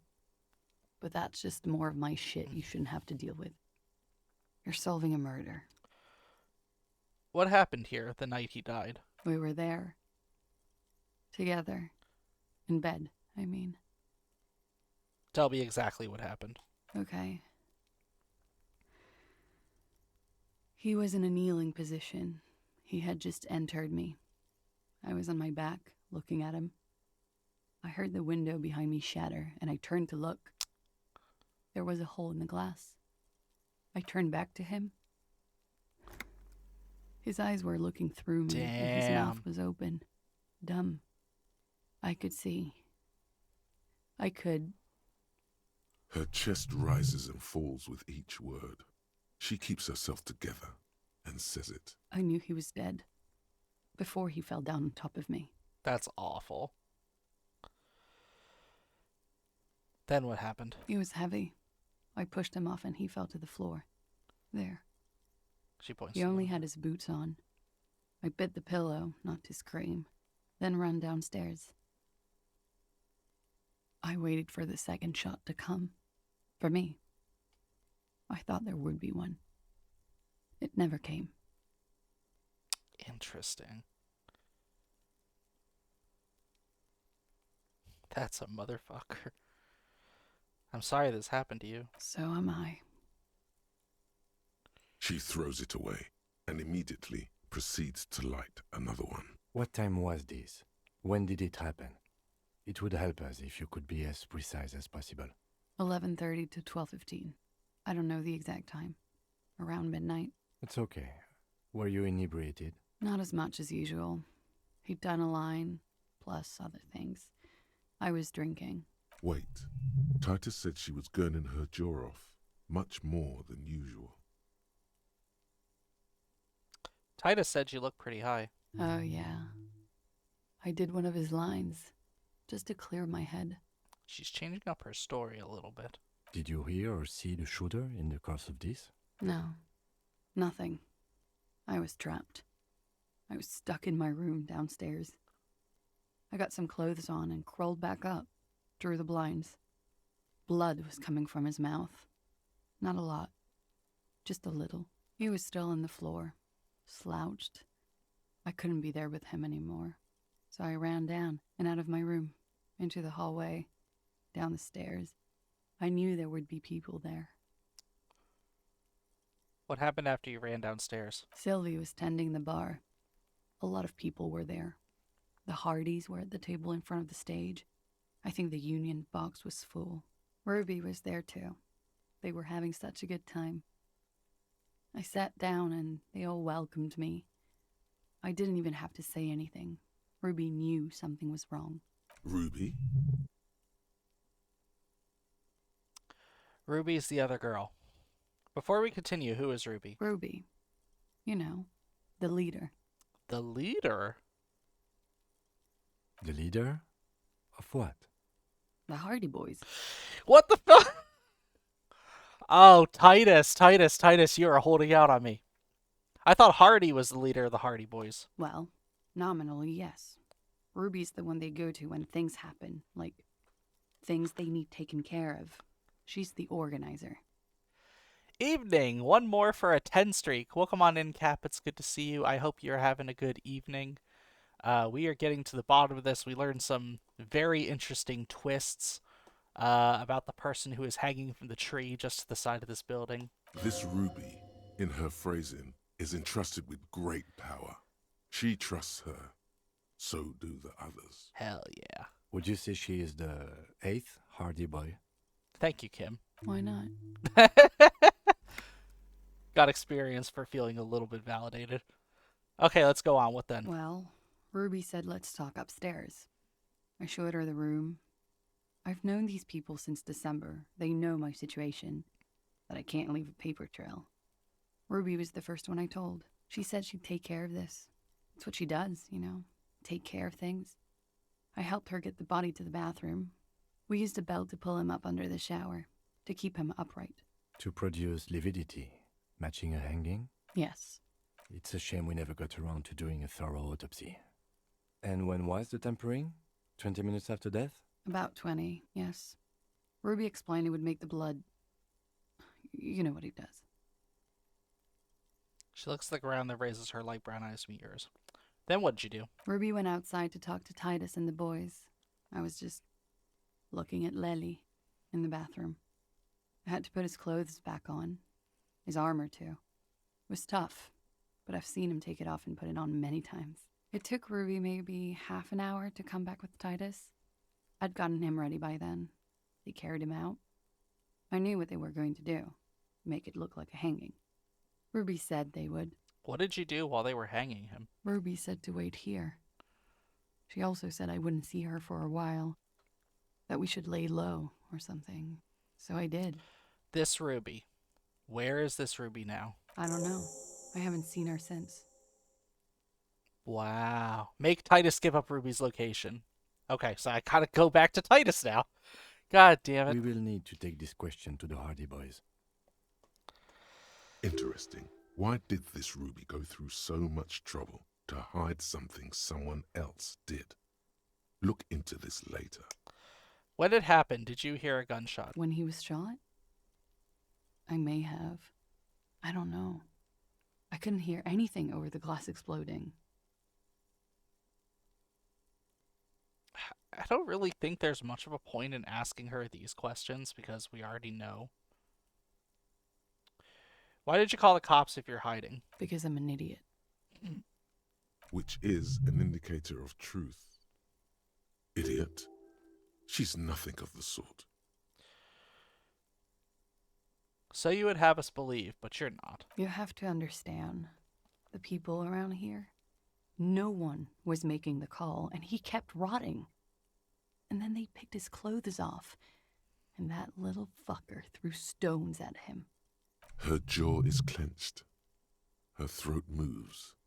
It takes all her strength not to cave in and sob. Once. Just one time. He kept throwing stones at him for 3 days. I could hear the thud. Thud. So I called you. I hope with all my heart it's not the last thing I do in Ravishol. She definitely called the cops. That was task complete. It could not have been a lie. That is impossible. When was the window changed? Last week. Angus and Titus's brother, I think he's called Tibbs, took care of it. You should have another look at that window after this. Reconstruct the scene. It's right there. In her bedroom inside? Yes, you see the glass sparkling out of the corner of your eye. Could the people after you have killed him? That's the first thing that went through my head when I heard the glass break. And? I thought they'd found me. They've killed him to punish me. All last week, I've tried not to talk to anyone or be seen with anyone so they wouldn't be hurt. I've come to understand, however, this is paranoia. What happened didn't have anything to do with me. But maybe it did? I just don't know. I don't know anything. We can't go after Loose Cap. Not yet. There are other, saner leads. I don't ask you to, Lieutenant. If there's one thing I know, it's that you'll get nothing from there. I'm just going to ask this just to see what she says. Did you kill Ailey? What? Why would I put myself through this? Insanity. Get myself cornered like this. He wouldn't have died if it weren't for me. I know that. But I would never hurt him. He was a serviceman. He must have had a gun. Somewhere, lying around, close to her hand. Now, you guys suddenly have theories pouring out, when they're obviously just stabs in the dark. Not sure if I should go down this line of dialogue. He must have had a weapon nearby. Did you use that? No. I specifically asked him not to carry firearms when he was with me. He only had his stupid armor. Downstairs people have this crazy idea that you killed him. I'm sad to hear that. They must have said it in some fit of frustration or under pressure. They couldn't have meant it. I've talked to them after it happened. No one has implicated me. It's okay if you did it in self-defense. I did not kill him to defend myself from rape. I told you before. That wasn't what happened. True, sire. 'Tis true. Okay. Like what? I think that's it. She nods, silently. She doesn't even smoke. Just picks up the cold coffee and holds it in her hands. He's thinking, are we done here? Or maybe you should take her to the station for safekeeping. She lied to you, and she's a flight risk. No, that won't be necessary. Just leave her alone. She's been through enough. She doesn't need this police brutality. Multiface, I'm beginning to doubt your judgment. Are you sure you're not sleeping on the post? You have to wake this one up with force if you want to continue pushing her.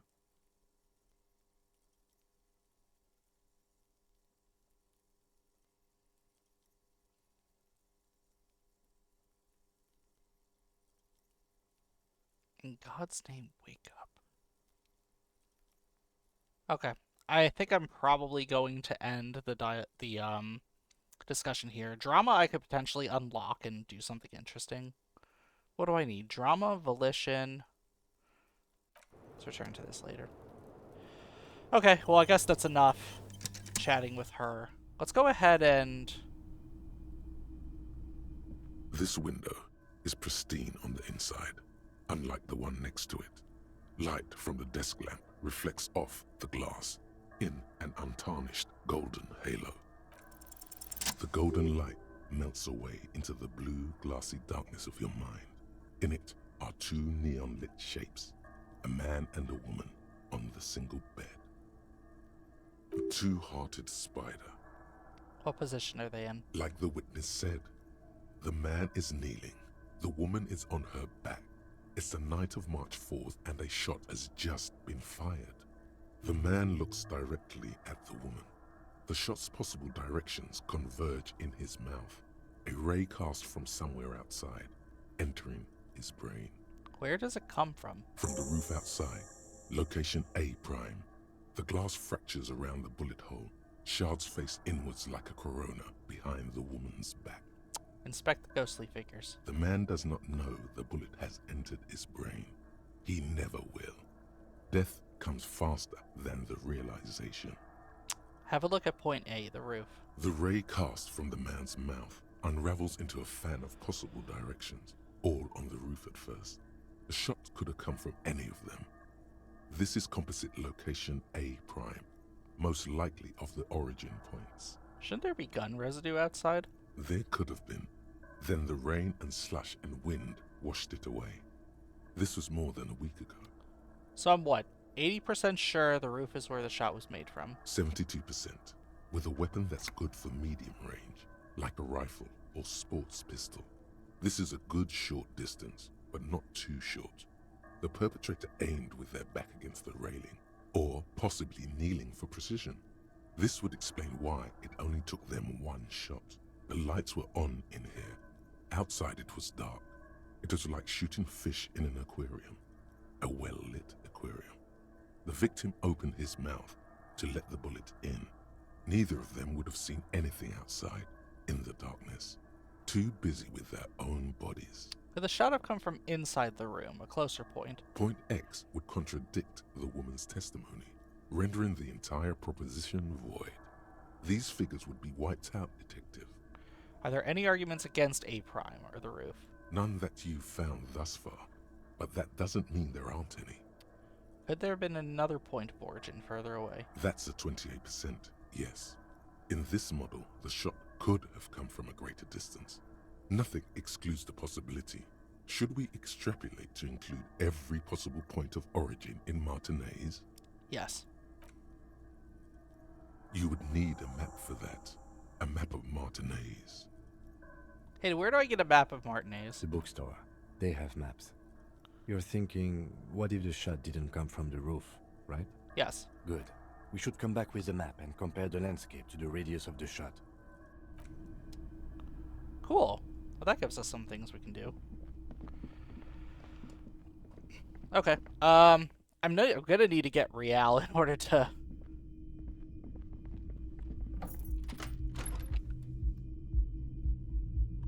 What's that? Oh, that's just the mirror.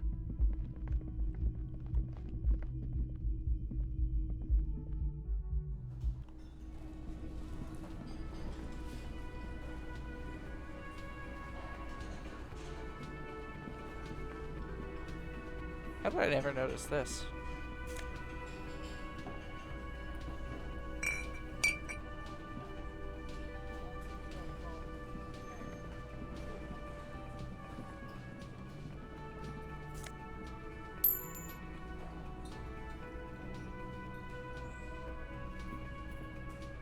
You see a heavy steel door with a prominent dimple.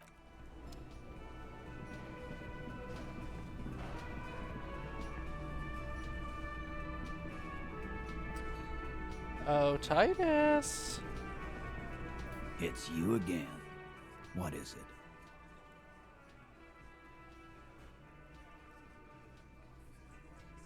I talked to Classy, now I need to talk to Ruby. Why?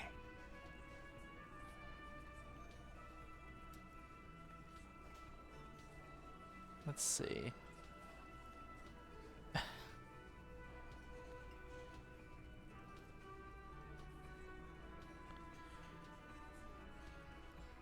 I'm gonna level with you. She's the next link in the chain that leads me to Lily's killer. Sounds like you're making her a suspect in this. Not on my watch, you're not. Ruby's one of us. We're not gonna throw her under your moral intern steamroller. Fuck that shit. And fuck you too, moral Jesus. Ruby is missing. If you hide from the police in a murder investigation, you become a suspect. You know how it works, guys. That's nothing. That's just legalese. You don't even have a sound theory. I don't want to be rude, but we're trying to get some R&R here. Think you could fuck off now? I think we'll keep sticking around, Titus. You'll be surprised at how quickly a theory presents itself if you keep looking. From the corner of your eye, you see a little bird fly into the bush, right behind the window, behind Titus's back.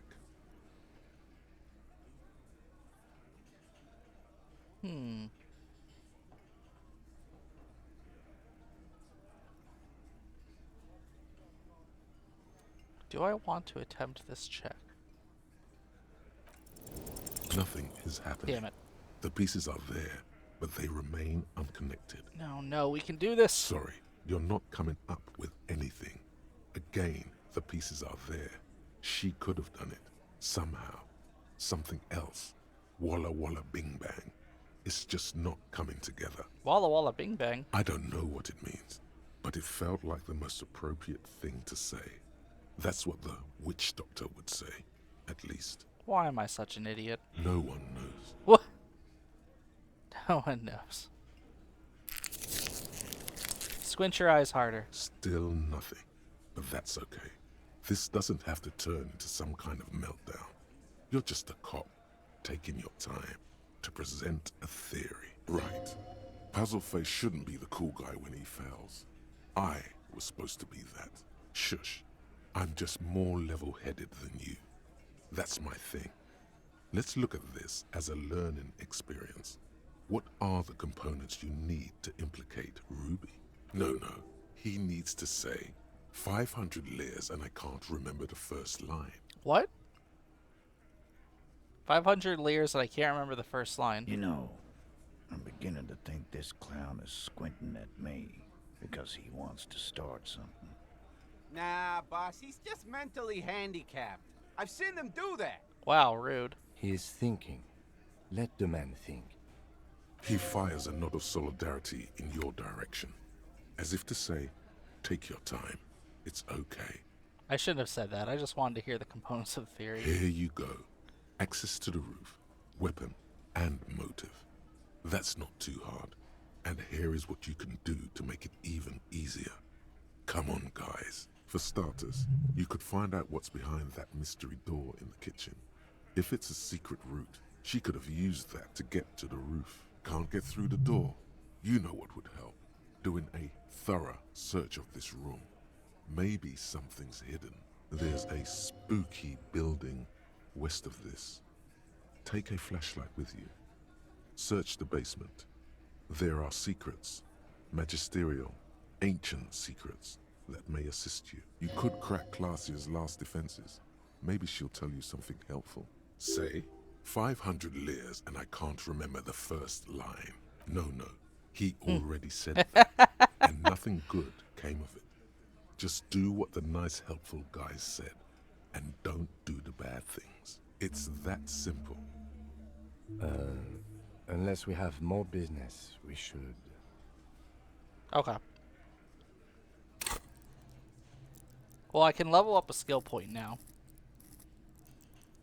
I could level up logic and try the check again, but I don't think I want to. Although, I do like what they suggested about trying to search the room to see if I can find anything leading me to that door, so I might do that. We got an ad break starting, y'all, so I'm just going to spend some time searching this room to see if I can find something. Feel free to use this time to get up, stretch your legs, get some water. We'll be back in 3 minutes. Let's see, what do we got here?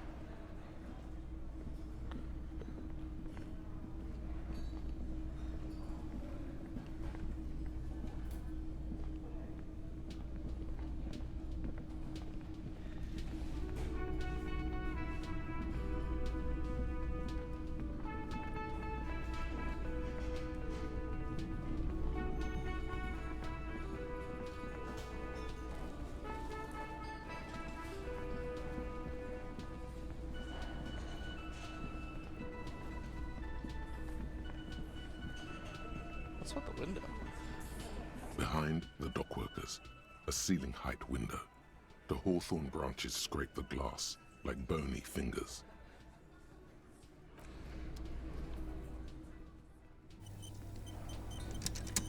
Behind the dockworkers, a ceiling height window.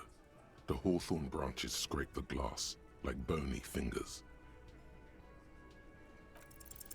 There's a yellow ribbon tied to one of the branches, light yellow, faded with time.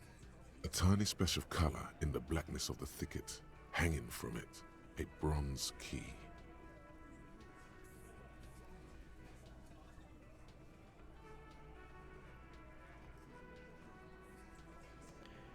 Behind the dock workers, a ceiling height window, hawthorn branches, a bronze key? Someone hid the key in the bush and attached a yellow ribbon to make it easier to find. It's close enough to the latch up there. One can slide it open and just take it. Surely not a coincidence. Someone hid a key in the bush. Huh? Titus, can you hand the key to me, please? I'm not your janitor, cop. I don't even know what you're talking about. There's nothing there. If he says it's there, it's there. Can you let me slide by so I can grab the thing? I don't know about that. I'm comfortable here. Don't think any sliding would really help right now. Sorry, fucko. Looks like you're gonna have to go bush diving. Good fucking luck with that. The hawthorn's got a bitch of a bite. I'm gonna enjoy the sight of you in the bushes out there. With a loud thud, the old man stands up, pushes the window open, grabs the key from the hawthorn branch, and slides it across the table to you. Take the key. The key is brass. Workshop spare is etched into its bow. The old man closes the window and sits back down in silence. Come on, man. We were just having some fun. Where's the harm in... I'm tired of listening to your shit. Thank you. Off yourself. Make it up to me, cop. I still got my money on that.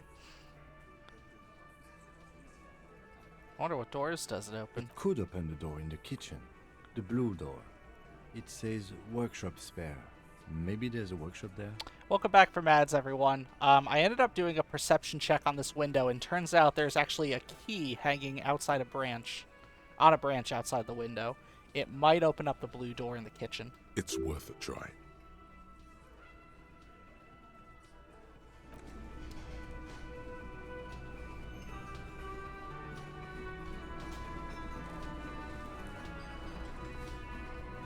You see a heavy steel door with a prominent dimple lock. It's painted blue. Try the workshop spare key on the door. The key fits the dimple lock. It takes a bit of effort to turn it after all these years. But then, the lock clicks. Dust rises before you like mist. A tomb? Haunted by regal spirits from distant ages. Hell yeah.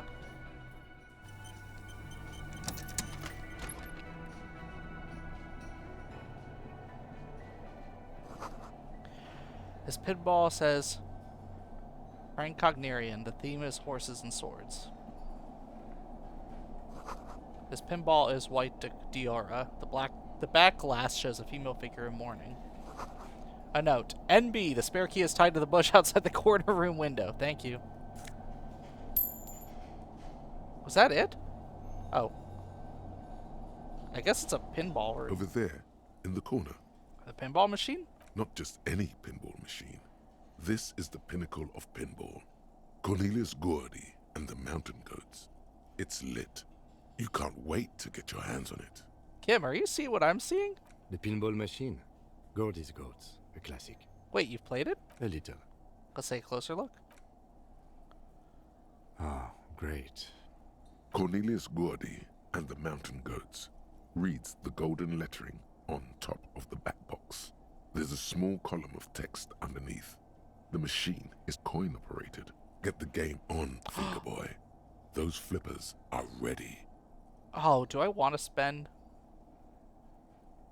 Lean closer to read the text. Above the painting of a mustached man climbing a hill, a column reads, inspired by the legend of Cornelius Gordy, taken on the world's tallest I don't peak, think I want to spend Corpus money playing this. Windy. I feel like The I'm not myth going legend to learn anything holds from that it. when the nation is in danger, heroic Gordy shall return and save his people. Inspect the playing field. The theme of the game is to explore Gordy's climb through the perspective of goats and to ascend to the top of the mountain in a time of trouble. The peak of the mountain is at the top of the playfield. All the balls have small goat icons on them and represent the goats as they race up and down the mountain. Areas around the playfield represent Gordy's climb, places he was said to have camped, which the goats can discover. Get them to the summit. What's with all the goats? Indeed. Think of them as balls. Pinball isn't for me. Okay, let's see where this goes. Oh. All these mesmerizing machines, just waiting to be plugged back in and played. Run your finger across the dust of the white Dior machine. Feels like it might jump back to life any moment. The lights illuminating the white-robed woman. What's white Diora? Some kind of inane pinball theme, probably related to Messina during the DeLorean age. The history themes are the worst. The lieutenant grimaces, looking at the machines. Sounds like you don't enjoy pinball, Kim. No, I love it. I love pinball. Who doesn't love pinball? Let's move on. He doesn't. How do we fire up one of these bad boys to play some ball? You can't fire them up. They are broken. Only that one machine in the main hall works. The Royalist pinball.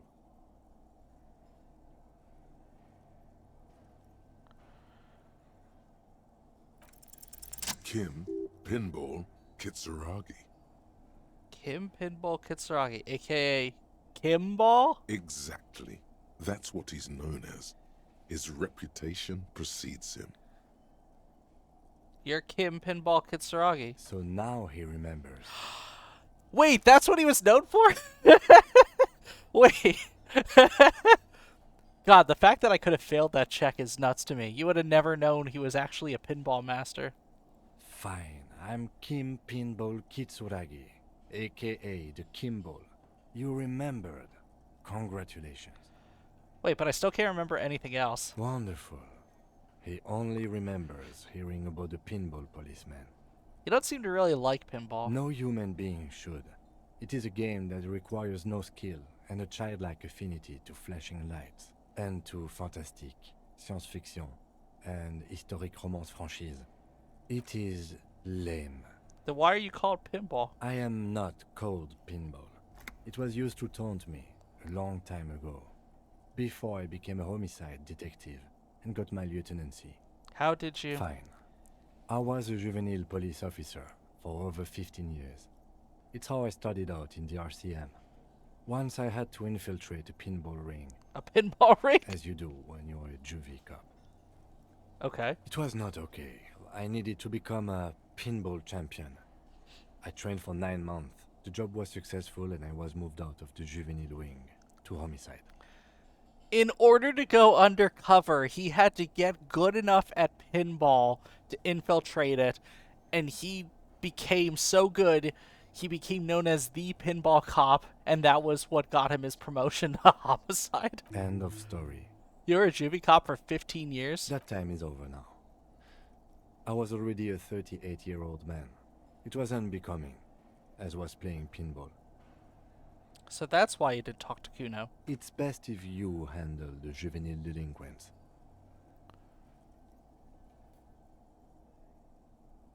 Don't worry, I'll keep calling you Kim. Lieutenant Kitsuragi is good too. Now, we really need to continue our sweep of what appears to be a secret path through the whirling. That's funny. This small elevator is dimly lit by a bulb that's been glowing for ages. The latticed cage is open, inviting you to step inside. Of course I'm going in. Smells of nougat and sweat. Your head brushes up against the ceiling. There is a control panel to your right, and just enough room for 2 people to fit in. Look at the controls. There are large rectangular buttons, monter, descente, and an international call for emergency assistance. That third one appears to be broken. A small steel plaque reads Halter 800. Halter is a Koningsteiner lift company who went out of business a long time ago. I wonder what this elevator was used for. Seems like a small freight elevator for transporting machinery. For that, it's pretty quaint. I'm gonna quick save just in case. The elevator stand. Ooh, I guess we're in the basement now. Small windows taped shut with black plastic you can't see outside.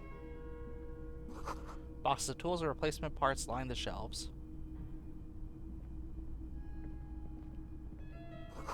Schematics for a pinball machine. Futurism themed.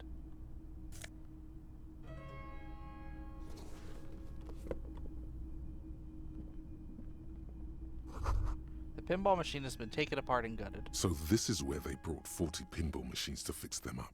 A long time ago.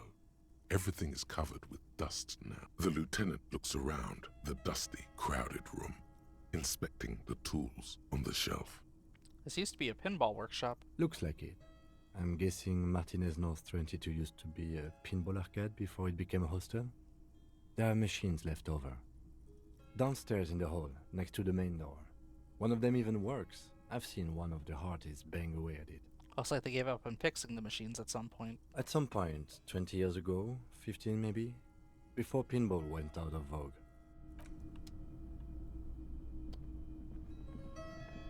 You clearly see footprints in the downy carpet of dust covering the workshop floor.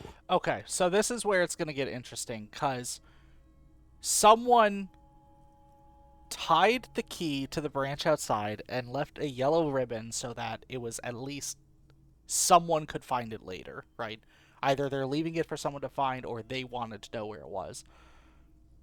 Is it safe to assume that someone involved with the murder potentially came downstairs here? Jackpot. These, unlike everything else here, are new. Someone's been here within the last week or two. 3 weeks maximum, from the dust coverage. It could easily have been 1 week too. You know, officer. This is so good it makes him forget the whole Kimball memory.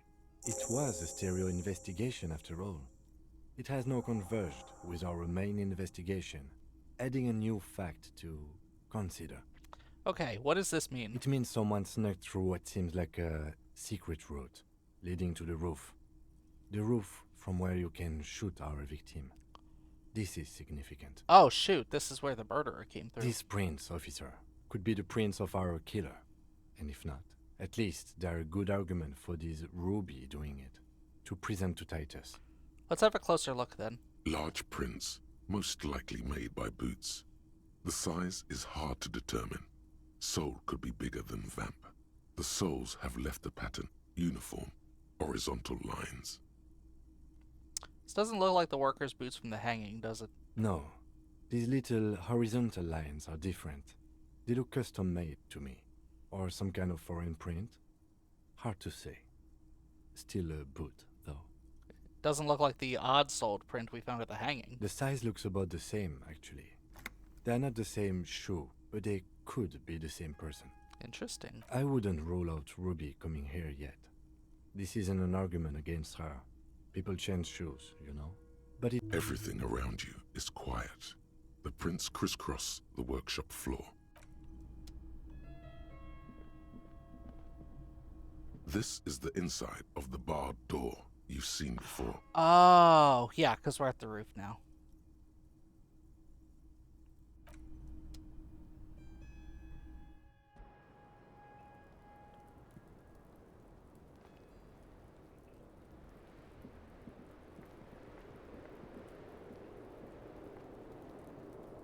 I guess I could run back around there, too.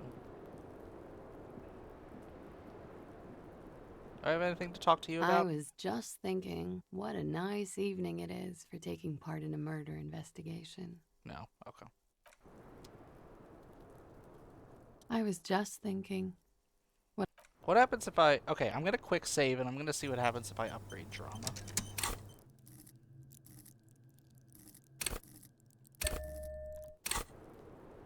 I was just thinking, what a nice day for questions. Who? What? Dear God, you You've been lied to. She could have killed her lover and lied to everyone. She's not candid at all. She's smoke and mirrors and willow-wisps. Ooh. Okay, buckle up, y'all. This is going to be an interesting line of questioning. She probably didn't give you her real name either. Why would she? Arrest her immediately before she further entangles you in her web of lies. Ooh. I assume I'm going to use this to get more information out of her. I don't think we should be arresting her, though. I think you didn't make that call to the station. I did. What is this? I called your desk or whatever it is. The numbers are all over town. Call 8-100-2 for emergencies. There was an older woman on the other end. It sounded like she was smoking. She took my complaint. She coughed. That is the emergency's desk number. Anyone could know that, sire, by looking around and calling the desk. I don't believe a single word she says. What time did you make the call? Thursday night. It was late, sometime after 12. It checks out. Anyone can know the number. And that someone coughed, it means nothing. But I know the time of the call, too. I know I have not been 100% truthful with you, officers. But I am now. Your real name isn't Classy Amando. I agree. You wouldn't give us your real name, not when people are after you. Okay. Okay, what? Okay, it's not. Good, you can tell me the truth. You log your work every week. It's all transmitted to Common, sir. I couldn't just beg you not to enter my name. So I lied. Like I lied before. Like I did at LCSB. I have to lie all the time. I'm so tired of it. Tell me your real name. It's Katarzyna Alazie. Katarzyna Alazie. It's a Grad name, Jimsk or Yugograd in origin. Not Occidental at all. Smells of motor oil, tiger, economic desolation, and rock music-infused alcoholism. It also makes Klasia almost an acronym for Katarzyna Alazie.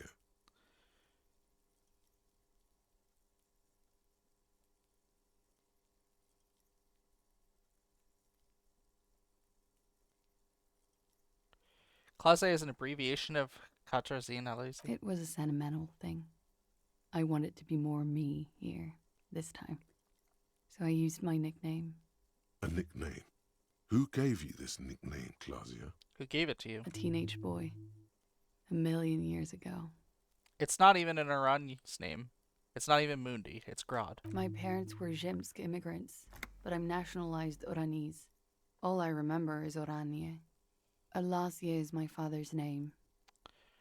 I'll keep calling you Klasse. That's cool. Was the passport bullshit too? The passport you keep hidden? No. It's submerged in a plastic buoy on the coast, in the reeds. It just doesn't say Klasia Amandu. It says Anouk Mea Smit. You have multiple names. Falsified documents? Passport and visa. Given to me by my employer. I can't even use them. My employer probably leaked the name, Mea Smit, to hurt me. Why would they do that? I didn't show up to a rendezvous. They don't take that lightly. I didn't show up because I was afraid they'd do something to me. The job was finished. I'm just a liability now. Where's the buoy? West of the boardwalk, in the reeds. On the coast there. I put it there when I first arrived. Haven't been there since. I'm not sure I could even find it now. It's useless. West of the boardwalk in the Reeds. We'll have to check it out. The lieutenant makes a note of it. You're welcome to it. It's in the reeds northwest of here. Past the Bergen sewage pipe. Right near the waterline. You're probably not even Mr. Rondier 37, are you? I am. They can never take my sash and my scepter from me. Yes, they can. For lying. Enough. She nods, her back straight, ready for whatever is next. What if I told you you're under arrest, Klasse? Klasia. It was my first real boyfriend who gave me that name. He never recovered from the shit we went through. Because of me. Who was he? He was a writer. He made Oranizlet. And I destroyed him. I know I'm shit. I know. But I haven't done anything. At least nothing illegal. Failure to aid a police investigation. She purposefully misrepresented information crucial to the case. That's right, gang. Stern and merciless now. Stern and merciless as we reel her in.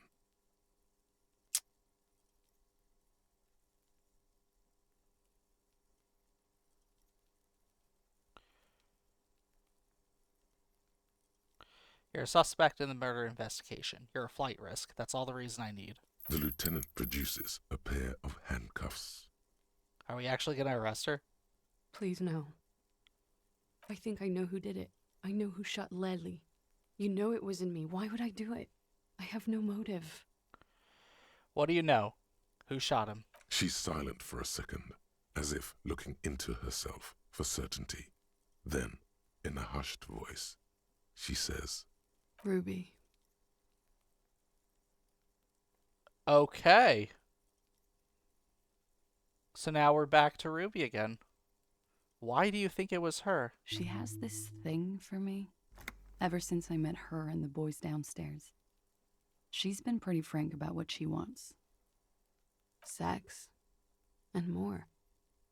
I made the mistake of confiding in her. I told her I was on the run. She started protecting me. It became an unhealthy relationship. When I started spending time with Lely, she told me to end it. Said there would be shit if I didn't. It was not a good meeting. We stopped talking after that, but...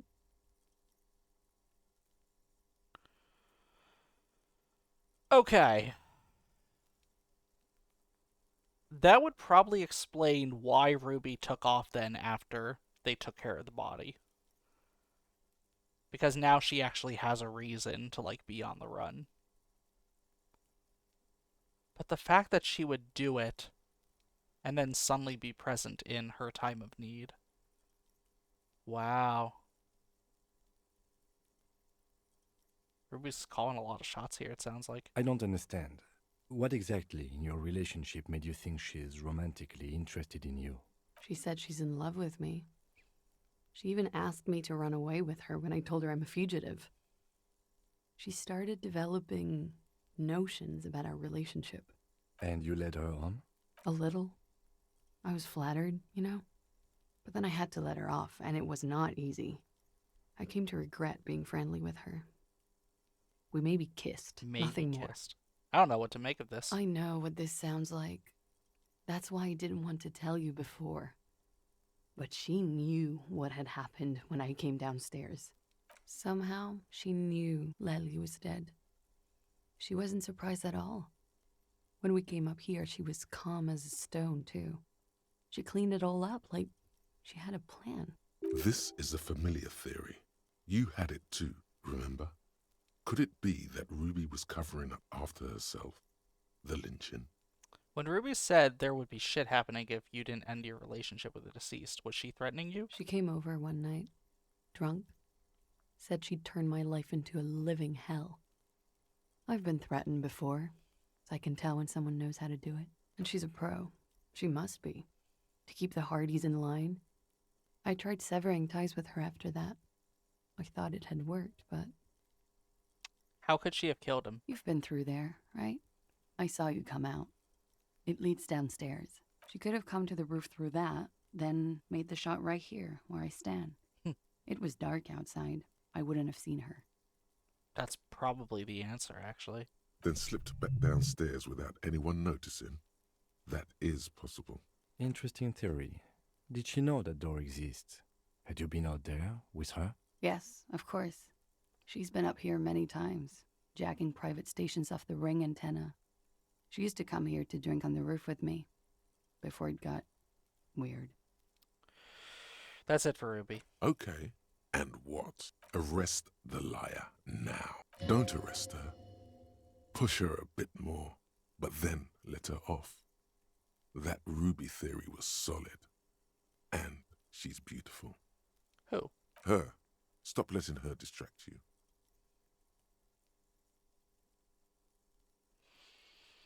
I think we should still take you in just in case. Still? After all this, sir, please. It's a shitty world, and I know I'm shitty too. I know.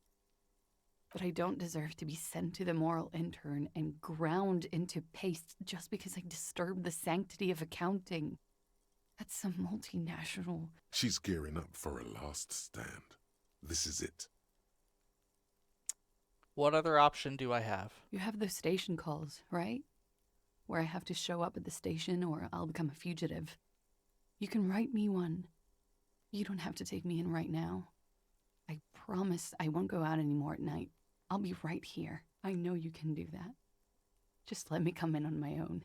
In 2 months, or maybe even 1 month. That's all I need. You do have the form. By God, she's playing him too. Like a fiddle, sire. Who would have known?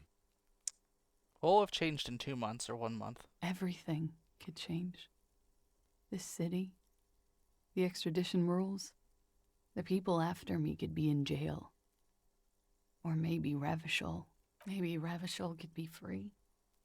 I could be tried in a free Revachol. An independent state that doesn't hand its detainees over to the moral intern. Does she think that could be accomplished in a matter of months? I find that hard to believe, miss. I do like the sound of that. A never Revachol free independent. The world can change. It's changed before. Her political overture has succeeded, we see. What do you deserve then? I don't know. To spend my days with smoke, drink and dance, wallowing in shit. Just like everyone else. I've made my choice. She looks at you in silence, her face filled with fear, lips parted. Wait. If you arrest her, Kim will have to transport her. Is You my will have own, to like, part thought with process the gonna rest stop of me the from pay. making an arrest? Shut up. He's making a decision, and it's his to make.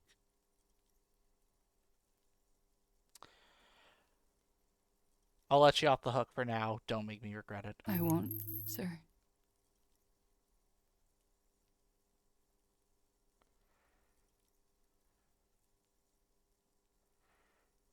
She slowly lights another cigarette and steadies her breath, as if in the presence of some tiger. Independent Revachol.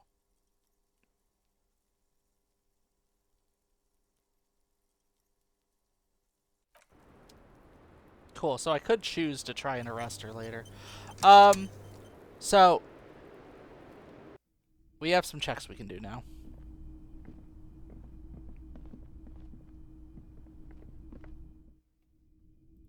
I could now go to the building next door and talk with the smoker over there. So I think I'm going to go ahead and do that.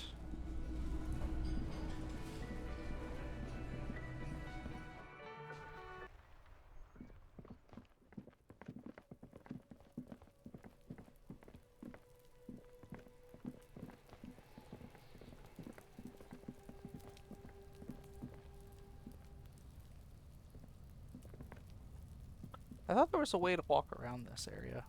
Maybe not. Okay. An inconspicuous pile of the roofing material, Eternite. Put sights into perception. Okay. Alright, let's go talk to our smoker.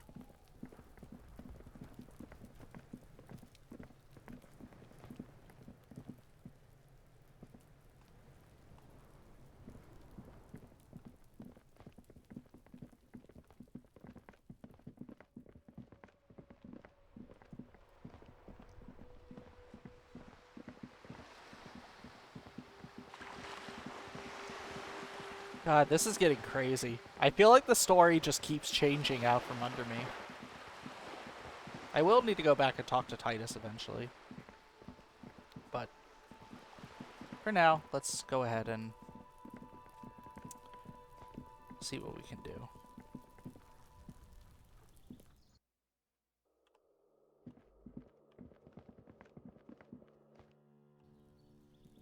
Oh, there's our dude.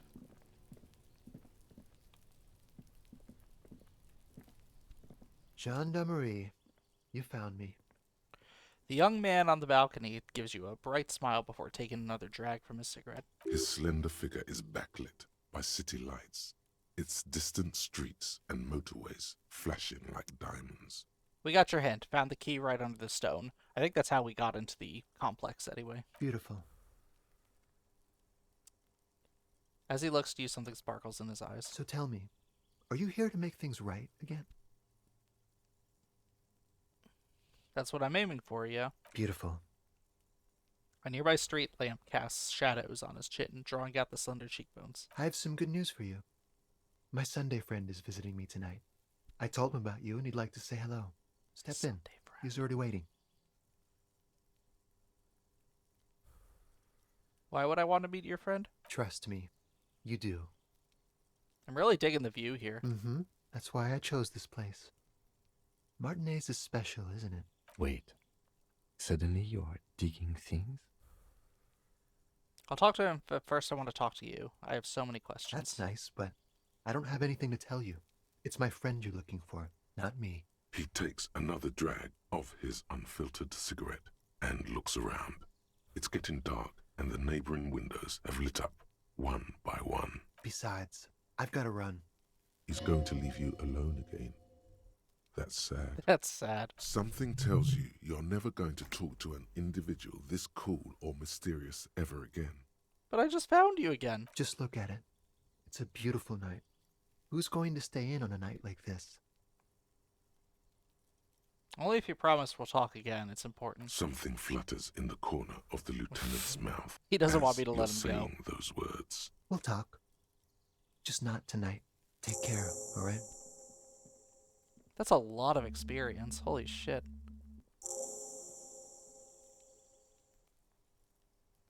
And he's gone again. Looks like it's becoming a theme for him. He's always leaving. Why is he always leaving, Kim? Who knows, detective? It's a mystery. There's something so different about him that I can't put my finger on. Different, of course. Something so mysterious about the way he talks and moves. Something so mysterious about the way he talks. Very mysterious. Very. He's barely holding it together. It's all he can do to keep from bursting out in laughter. Is he flirting with me? Come on, detective, let's go. We've got a potential witness to interview. His Sunday friend, remember? What are the other checks that I can make?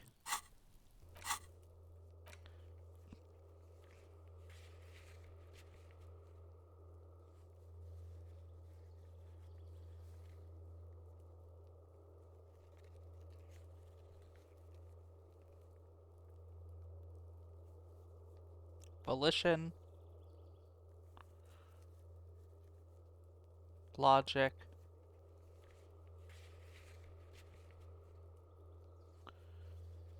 Ah, there's a perception check.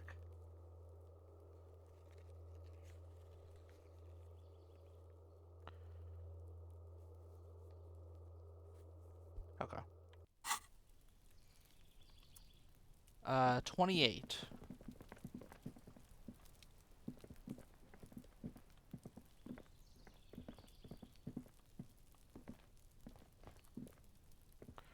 So I guess we'll go to apartment 28 now.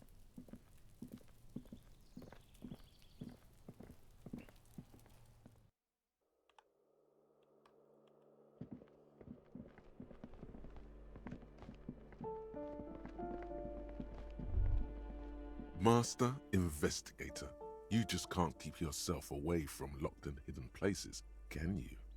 It's my duty as a cop to investigate every square inch of the world. Attaboy, the world's secrets were made for you. They wait patiently for you to uncover them. What? By now it's clear you like to look inside containers. You like to open doors and see what's behind them. Maybe secrets? Maybe more juicy containers? Let's be honest, you like all containers. Trash cans, utensil trays, manholes, coat pockets, secret containers left behind by the Philippian kings that hold forbidden relics. Okay, I haven't come across any of those yet, but one day. Wait, is that why you're so hell-bent on opening containers? Do you think you'll find the Holy Scepter in the Orb de Montagne? That's pretty funny.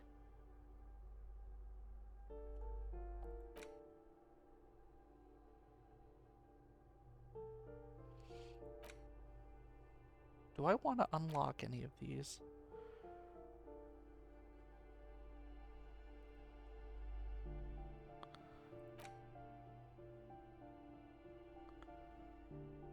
Hmm.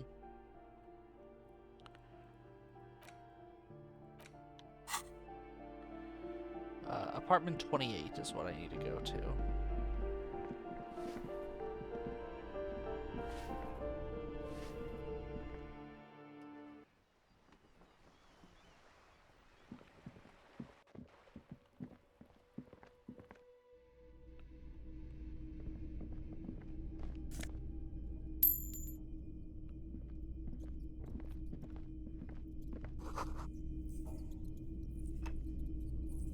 Fire. Suddenly you feel the box is on fire. Why? That's funny. Where the hell is apartment 28?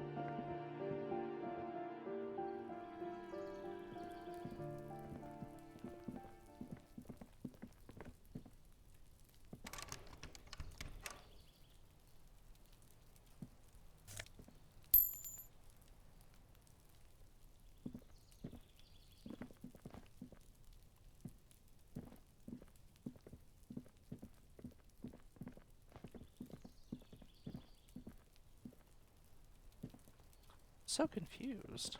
I would have assumed it's up here. Unless he's talking about literally like over on that side.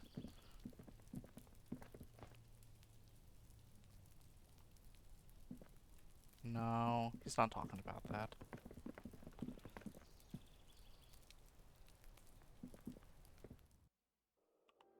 Hmm.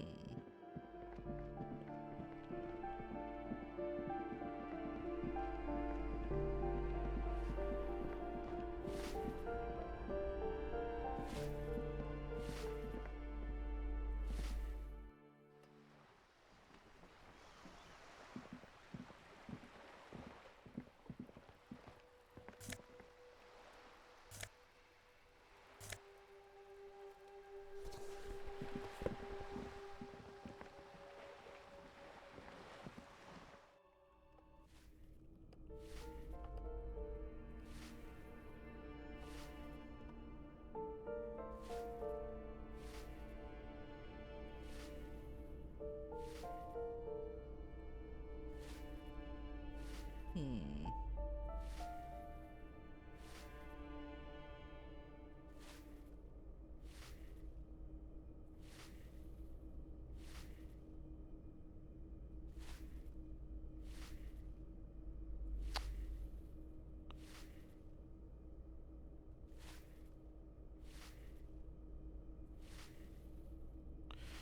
Where's apartment number 28?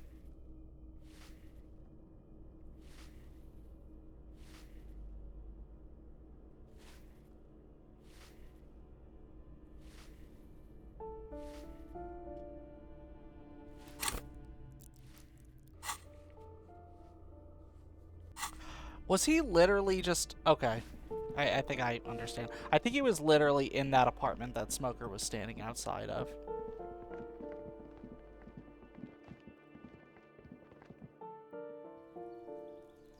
Yeah. That's annoying.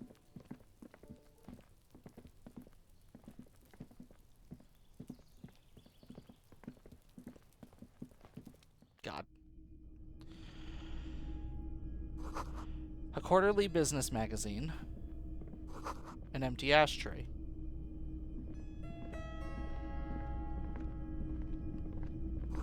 Dishes soaked up in a pot.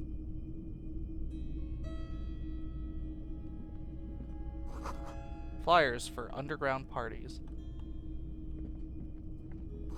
An exquisite canopy bed made of metal.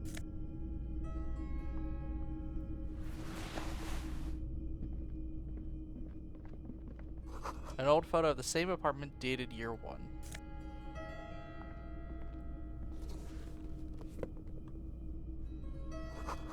Buckets of paint laying on old newspapers. I guess some of these clothes give me specific... Whoa! Some of these clothes give me specific bonuses. How did I not notice that? The tank top gives me a +1 physical instrument? Can I use that against Measurehead?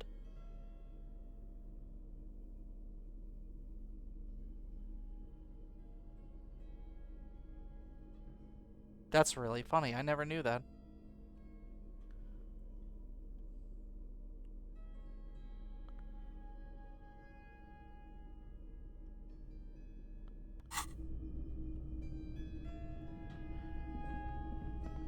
Officers of the Revachol Citizens Militia. The man in business casual removes his cufflinks. You shouldn't be seeing him in an intimate setting. For some reason you feel this man is your superior. Superior, but he's not in the command chain. His hands are clean and well manicured. This is a man who knows the importance of appearances. My name is Charles Vildrouin, and I am an official with the coalition government. I work for the Institute of Price Stabilité on assignment from Monsieur Laclé. I heard you talking to my friend outside. Very good. Super. I am here to assist you in any way possible. Ask me about the hanging. Hanging? What a drag.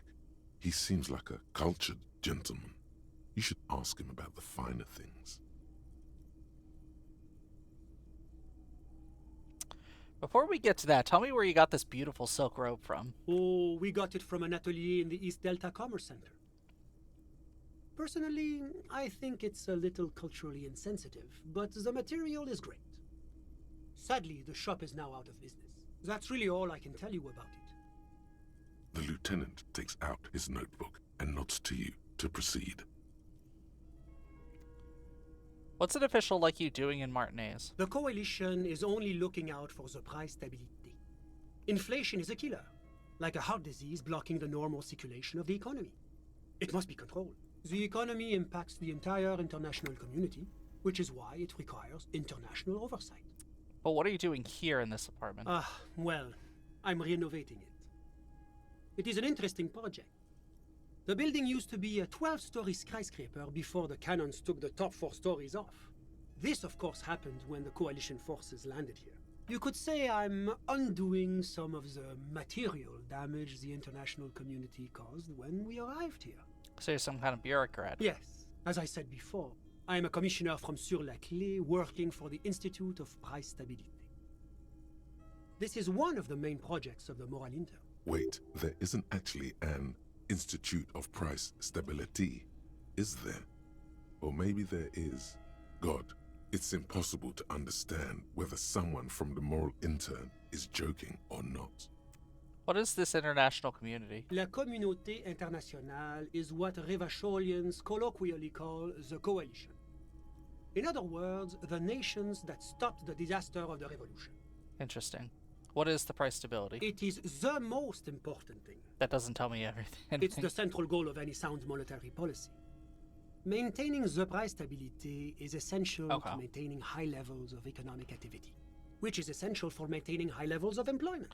So, part of the lore of Revachol, right, is that after the communist revolution failed here, right, Revachol now exists as a sort of kind of isolated, autonomous government that is purely held up by trade, essentially.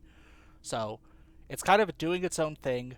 The People's Militia is kind of acting as the only form of government, and the rest of the countries around them are just making sure that trade is being preserved such that finance just doesn't completely fall apart and rip it apart. So it sounds like he's kind of like he's basically someone on the outside looking in to make sure that's what's happening. Which is essential for maintaining the social stability. Okay. Basically, it makes sure the price of bread doesn't change. Yeah. Précisément. Too much inflation, bread becomes too expensive. Okay. Too much deflation, it becomes too cheap for bakers to produce. Okay, so he's like going a step further, not even in the context of like international stability, but like what is actually happening on the ground in Revachol. That's why the Institute of Price Stabilité works to keep inflation just below 2%. Below 2% of what? But not too far below. No. Too below is also bad. Below, but close to 2%. You're not answering my questions at all. The coalition believes in the importance of informing the public about the benefits of the price stability. Transparency is one of our principles. Would you like an informational pamphlet? Okay, sure. Give me a leaflet. A sound monetary policy is essential for addressing uncertainty. Stability is the raison d'être of the moral intern. It's the reason why I identify as a moralist. It's a moralist. But oh, I don't have my leaflets on me today. That's too bad. You can always call our information line. Making information available is part of the moral intern's commitment to transparency. I've heard about this moral intern before, but I want to know more. It's the International Organization for Moralists. Hence, Moralist International. The Institute of Price Stability is just one of its many mind babies, as is the coalition. So what I'm hearing is that we're moral intern bitches. Doing one's job doesn't automatically make one anyone's bitch. Besides, there are more nefarious powers to work for than the moral intern. Are you a moralist? But of course. Am I a moralist? Well, do you value freedom? Do you believe in a normal, stable world governed by democratic values? Lieutenant, are you a moralist? Me? You've managed to catch the lieutenant off guard, but only for a moment. He quickly recomposes himself. I'm a lieutenant of the RCM, dedicated to maintaining law and order in Revachol. That doesn't answer the question. A very moralist answer. The lieutenant is practiced in the art of putting on a show for one's superiors. Martinez doesn't seem very normal or stable to me. Martinez? No. Martinez is something else. What about the rest of Revachol? Is it part of the normal world? Revachol is generally difficult. It's led by an interim government, which means it hasn't yet achieved full democracy. But they are working towards it. You're all doing very well here, relatively speaking.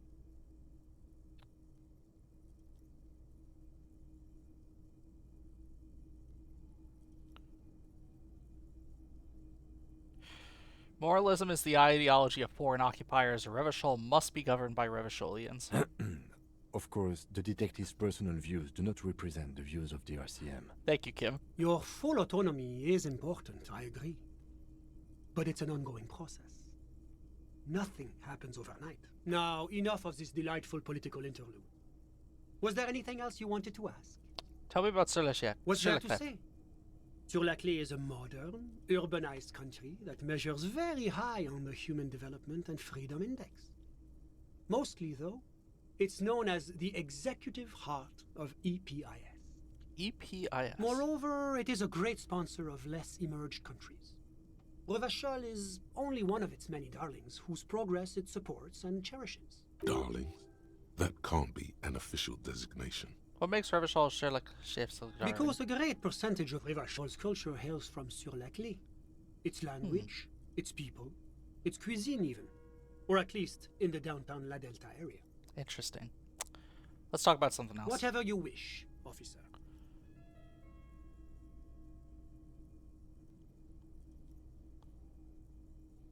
I could give her up. I'm not going to do that. I don't think I'm going to do that on this playthrough. But I totally could. You actually witnessed the lynching? I'm sorry to say I did, officer. Okay. He didn't see the hanging. He saw the little show staged by the Hardys. Let him talk. He may know more than even he knows. Is it because you did it, Mr. Vilruin? Because I did it? He's clearly not a man accustomed to being spoken to in that manner, let alone to being accused of murder. Oh, he's gonna lose so much respect for me if I say that. But that's such a funny thing to call him a paper check. My apologies, I misspoke. I mean, what did you see? Officer, it's very difficult to describe what I saw that night. It was so surreal to me, like in a play. He holds out his hands and blossoms his fingers, like a drama teacher setting the scene. What do you mean, like in a play? It was just so strange. I could barely comprehend what was happening. I was on the balcony when it happened, getting some fresh air. I remember that first they came in, carrying what looked like a body. And then I saw all the surrounding windows go dead, one by one. That's when I understood. I should not be seeing this. That lines up with previous testimony, doesn't it? Well done, detective. Thank you, sir. I think we got the picture. Anything else stand out? Only that there were about 8 or 10. I couldn't make out anything. It was so dark. And it was quiet. Quietest lynching I've ever heard of, let alone heard. But I suspect you knew that already. I can't say I'm surprised. The fine reputation of the men and women serving in the RCM is well deserved. Can you tell me about your friend? Ah, my friend. My friend is a good young man. His family immigrated here from Kedra, and life has not been easy for him. But he understands the importance of education. He has taken his future into his own hands, and that's all that matters. What's Kedra? Kedra is a candidate member of APIS. But, between you and me, their potential membership is a more contentious issue. What do you mean? That it's never going to happen. They entered negotiations in 21, and it's been pending ever since. What is this EPIS thing you keep talking about? EPIS is a very special program developed by the Moral Intern to support certain Occidental nations. It began as a unified system of weights and measures, which proved to be a wild success. Nothing but kilograms and centimeters as far as the eye can see. God, yes. Sweet standardization. The backbone of rationality and commerce. So it's literally the SI.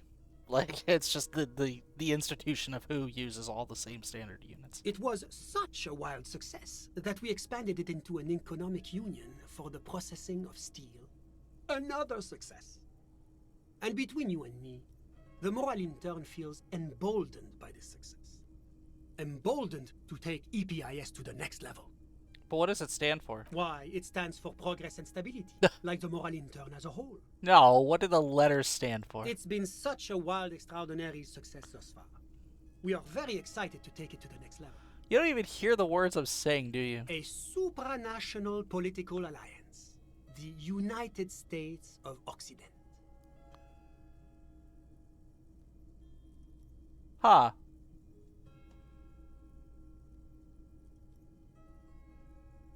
Interesting.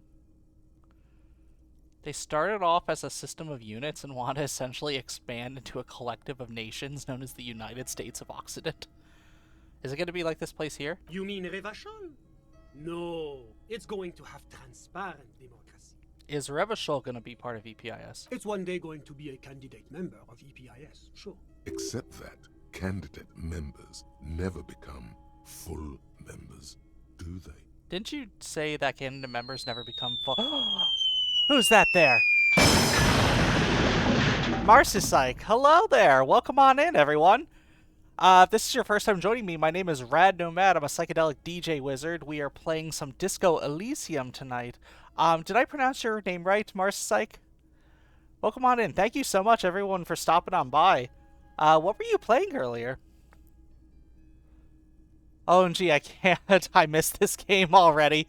Oh, I am having so much fun with this game. This is my first playthrough. Great raid animation, first time I see that. I'm very proud of it. I don't know if the message showed up, but I do appreciate you rating on it. You just finished the game. Okay. I have a long way to go here. But I'm having a great time with it so far. I'm definitely going on a little bit more of a communist route here, just because I feel like the responses and to everything is a bit more fun on it. Okay, and you were just playing it, like you said. You did a marathon of 10 hours. I miss Kim already. Oh, Kim's my favorite character in this game so far. He's been a ton of fun. I need to add up like how many hours I've spent playing this game, because it's honestly it's been a lot, but I'm also like going through as many of the dialogue trees as possible. Like I love how much depth the developers added to each of the characters and just how many different things there are for you to investigate and do. You could tell in the corner. Oh, my model is hiding it. I'm on day 2 still right now. So we haven't even gotten to the coastline yet. 10 hours that I miss and I need to watch the VOD. Yeah, gotcha. But welcome on in, everyone. Thank you so much for stopping on by. Maybe some of this is going to be a retread for y'all, but we are right now speaking to Sunday Friend here. I think his real name is Charles, I think you said. Just trying to learn a little bit more about the EPIS and everything related to the Moral Intern. Candidate members never become full members. No. Candidate members do become members. Why do we even have the whole system in place if they don't? It just takes time. Time and evaluation. But we were talking about my friend here, not politics. How did you two even become friends? How did any of us become friends? Bad things happening on the Insulindian Isola? Oil platforms ablaze in the night? Civil wars lasting for years? Finally, the international community is forced to step in.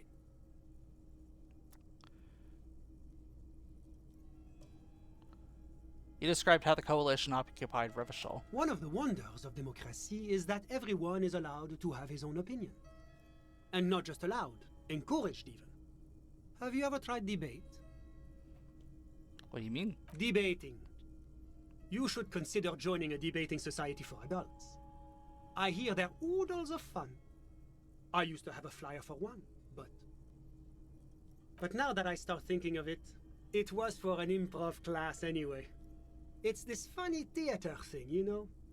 Very creative. Helps relieve stress. A chill runs down your spine as you envision a half-dozen people in professional attire standing around a chair, awkwardly pretending to be waiting for a motor bus. Oh my gosh. It's neither funny nor creative. You still haven't told me who he is. Sorry. Who? Your friend, the smoker on the balcony. We were just talking about him. But I told you, officer. He's a bright young man here to pursue his education. Education is the foundation of our future, especially the arts. It is a cornerstone of our civilization. Fine, but what's his real name? Officer, you have to understand. I can't give you his personal information. I'm sure you have your own methods and databases, right? Please don't put me in this situation. So all you can tell me about him is that he's here to study the art. He's really good at just bullshitting too and evading the question, I've noticed. He's deeply enmeshed in the study of the fine arts, yes. As though you weren't envious enough of the boy as is. Which arts? He's a truly free spirit. He likes all the arts. Perhaps graphic design, printmaking, who knows? The world is open wide for a talented youth like him. What are you doing in his apartment by yourself? I'm just enjoying the view. Enjoying the view? There's a dead body hanging in the tree. A dead body we still need to get down, by the way. Thank you, Kim. Listen. What? I'm not hearing anything. The Insulindian Bay. What about it? This place used to be a luxury accommodation before the revolution. Apartments, of course, were much bigger then. A few walls have been added here and there, leaving some of the tenants without a private bathroom or a kitchen. But the million real view stays. You can't take that away. Knocks on the balcony door, his face mirrored in the darkened glass. I was asking about your friend. My friend comes and goes. I'm sure you'll see him around. He's a busy bee. A busy bee? What an odd choice of words. I'm all ears, officer. Okay, I don't think I want to give Classy away here, so I'm just gonna... But do I? I guess I could always... Well... Am I gonna regret this? A moment, officer. Do you have everything you need from me? I'm afraid we won't have the chance to speak again once you leave. Interesting. So it's pretty much gonna force me to talk to him about that. I'm gonna go ahead and bypass it for now. Why can't we talk later? It's against diplomatic best practices for an official in my position to be discussing murders with local militiamen. And I'm pressed for time. After you leave, I should be leaving as well. That's not the real reason he's so apprehensive. Men in his position. Looks like we get an shouldn't be ad seen break starting loitering soon, by the around way. in underprivileged young men's Feel free to apartments use this in the time to middle of stretch the your night. legs, get some water, do what you want to do. It'll be over in 3 minutes.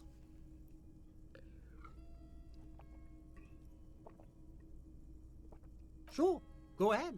It's a beautiful space. Let me know if you have any further questions. Okay, so I think I'm probably going to... I'll go ahead and quick save and talk to him about her. Maybe she won't actually be that much of an interest to him. But we'll see. We shall see. I don't know about you all. I'm going to stretch a little bit. Ugh. I think I'm going to finish talking about this with him, see how he reacts. I can always reset if need be, but my expectation is if it seems like he's going to do something bad or something to like actually disrupt her, I'll probably just reset it because I don't actually want to go down that path. But we'll see. But yeah, hope all of you out there are having a good night. This has been a very interesting gameplay so far with all the developments from Classy. I have no idea how much longer this game is. So, Marcy, you said it's 10 hours. 10-hour marathon of it. I feel like I've been playing more than 10 hours at this point. I've probably been playing it like 12 hours or so. But I'm also being super thorough, right? I don't know. I can't quite tell how much longer it's gonna take for me to get through this game. But I'm also like not trying to rush it, you know. I'm enjoying it. I'm enjoying my time here. I'm enjoying learning about the different characters here. I don't know. I would love to be able to do multiple playthroughs of this game where I just like fuck shit up. I think I want to do a drug run at some point in this game. Like just put all my stats into electrochemistry just to see what happens.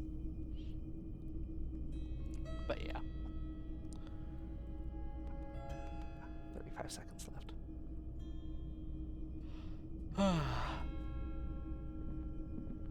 Yeah, we are starting to get to oh. This door is made of metal and appears... That wasn't what I was trying to do.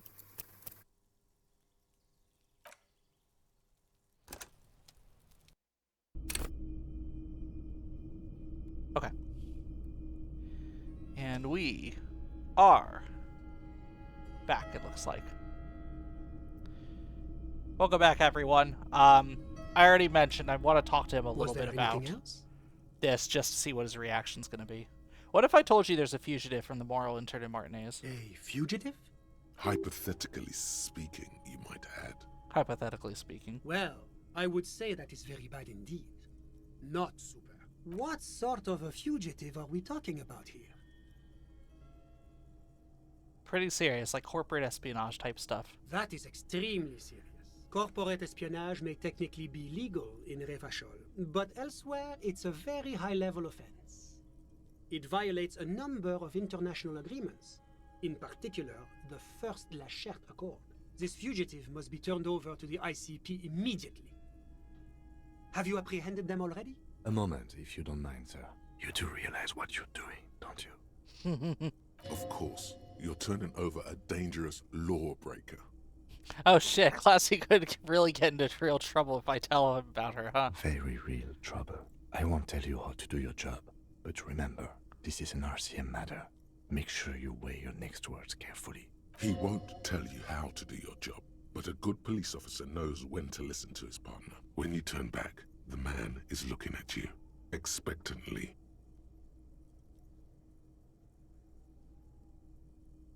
I'm gonna pin it on someone else. Now's your chance, sire. Which of your No! enemies would you most like to make trouble for? I could fucking fuck over Garden. What? No. Holy shit.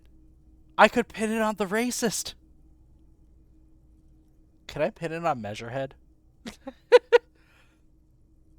Hell yeah. You'll find him hanging out by the roundabout. He's disguised as a really racist lorry driver. As a common lorry driver, you say? Interesting. Are you sure? He may not look like a corporate spy, but that's what makes him so effective. Much as I'm inclined to believe you, I'm not sure my colleagues at the ICP will. I'll make note of your claims in my report, but I'm sorry to say it's likely to end up in the back of the filing cabinet somewhere in Mirova, unread and forgotten. That's a shame. Yes, it rather is. As much as I am a true believer in international institutions, there are times when even I grow frustrated with the bureaucracy. Well, no matter. I should thank you for bringing this to our attention. Your efforts have been noted. Now, was there anything else you wanted to discuss? Of course. I'm glad I could help. That's so fucking funny. Oh my gosh, what if the racist lorry driver just disappears? Like, I just don't see him for the rest of the game. Oh, I want that to be a thing so bad. Like, I don't really feel super strongly either way, but just the idea that, like, you can actually pin it on someone and they just disappear.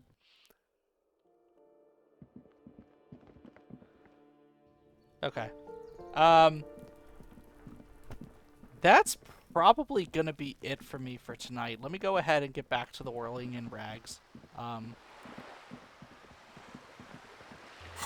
Do I debrief with Kim every day? Probably not.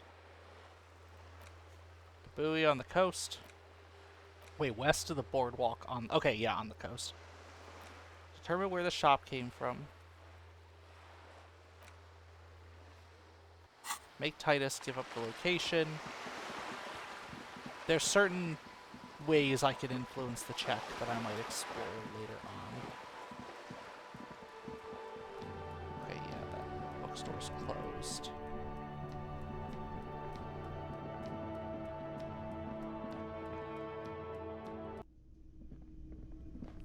I like how they're still hanging out there. Okay. I am going to go ahead and call it here, I think. Go ahead and save.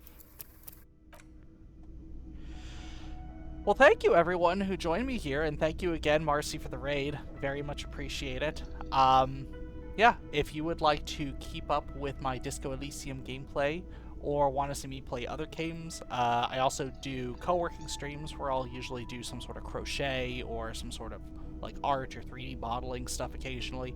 Consider giving me a follow here, or give me a follow on my Blue Sky at itsradnomad.bsky.social. Yeah, that's going to do it for me for tonight. Tomorrow I'm going to be streaming with one of my friends, Zafriax. We're going to play Deep Rock Galactic Rogue Core. I literally just installed the game today. I had done a little bit of the playtest, but today was my first time actually doing the early release. Enjoying it a lot so far, so I'm very interested to see what a full game actually looks like with it. So stay tuned for that. Plan is to stream tomorrow at, I believe it's 5 o'clock Pacific, 8 o'clock Eastern. Yeah, so stay tuned for that. It's going to be a lot of fun. That's going to do it for me for tonight, y'all. Thank you so much for stopping on by. Have a great rest of your night or day or whatever time zone you happen to be tuning in from. Bye-bye.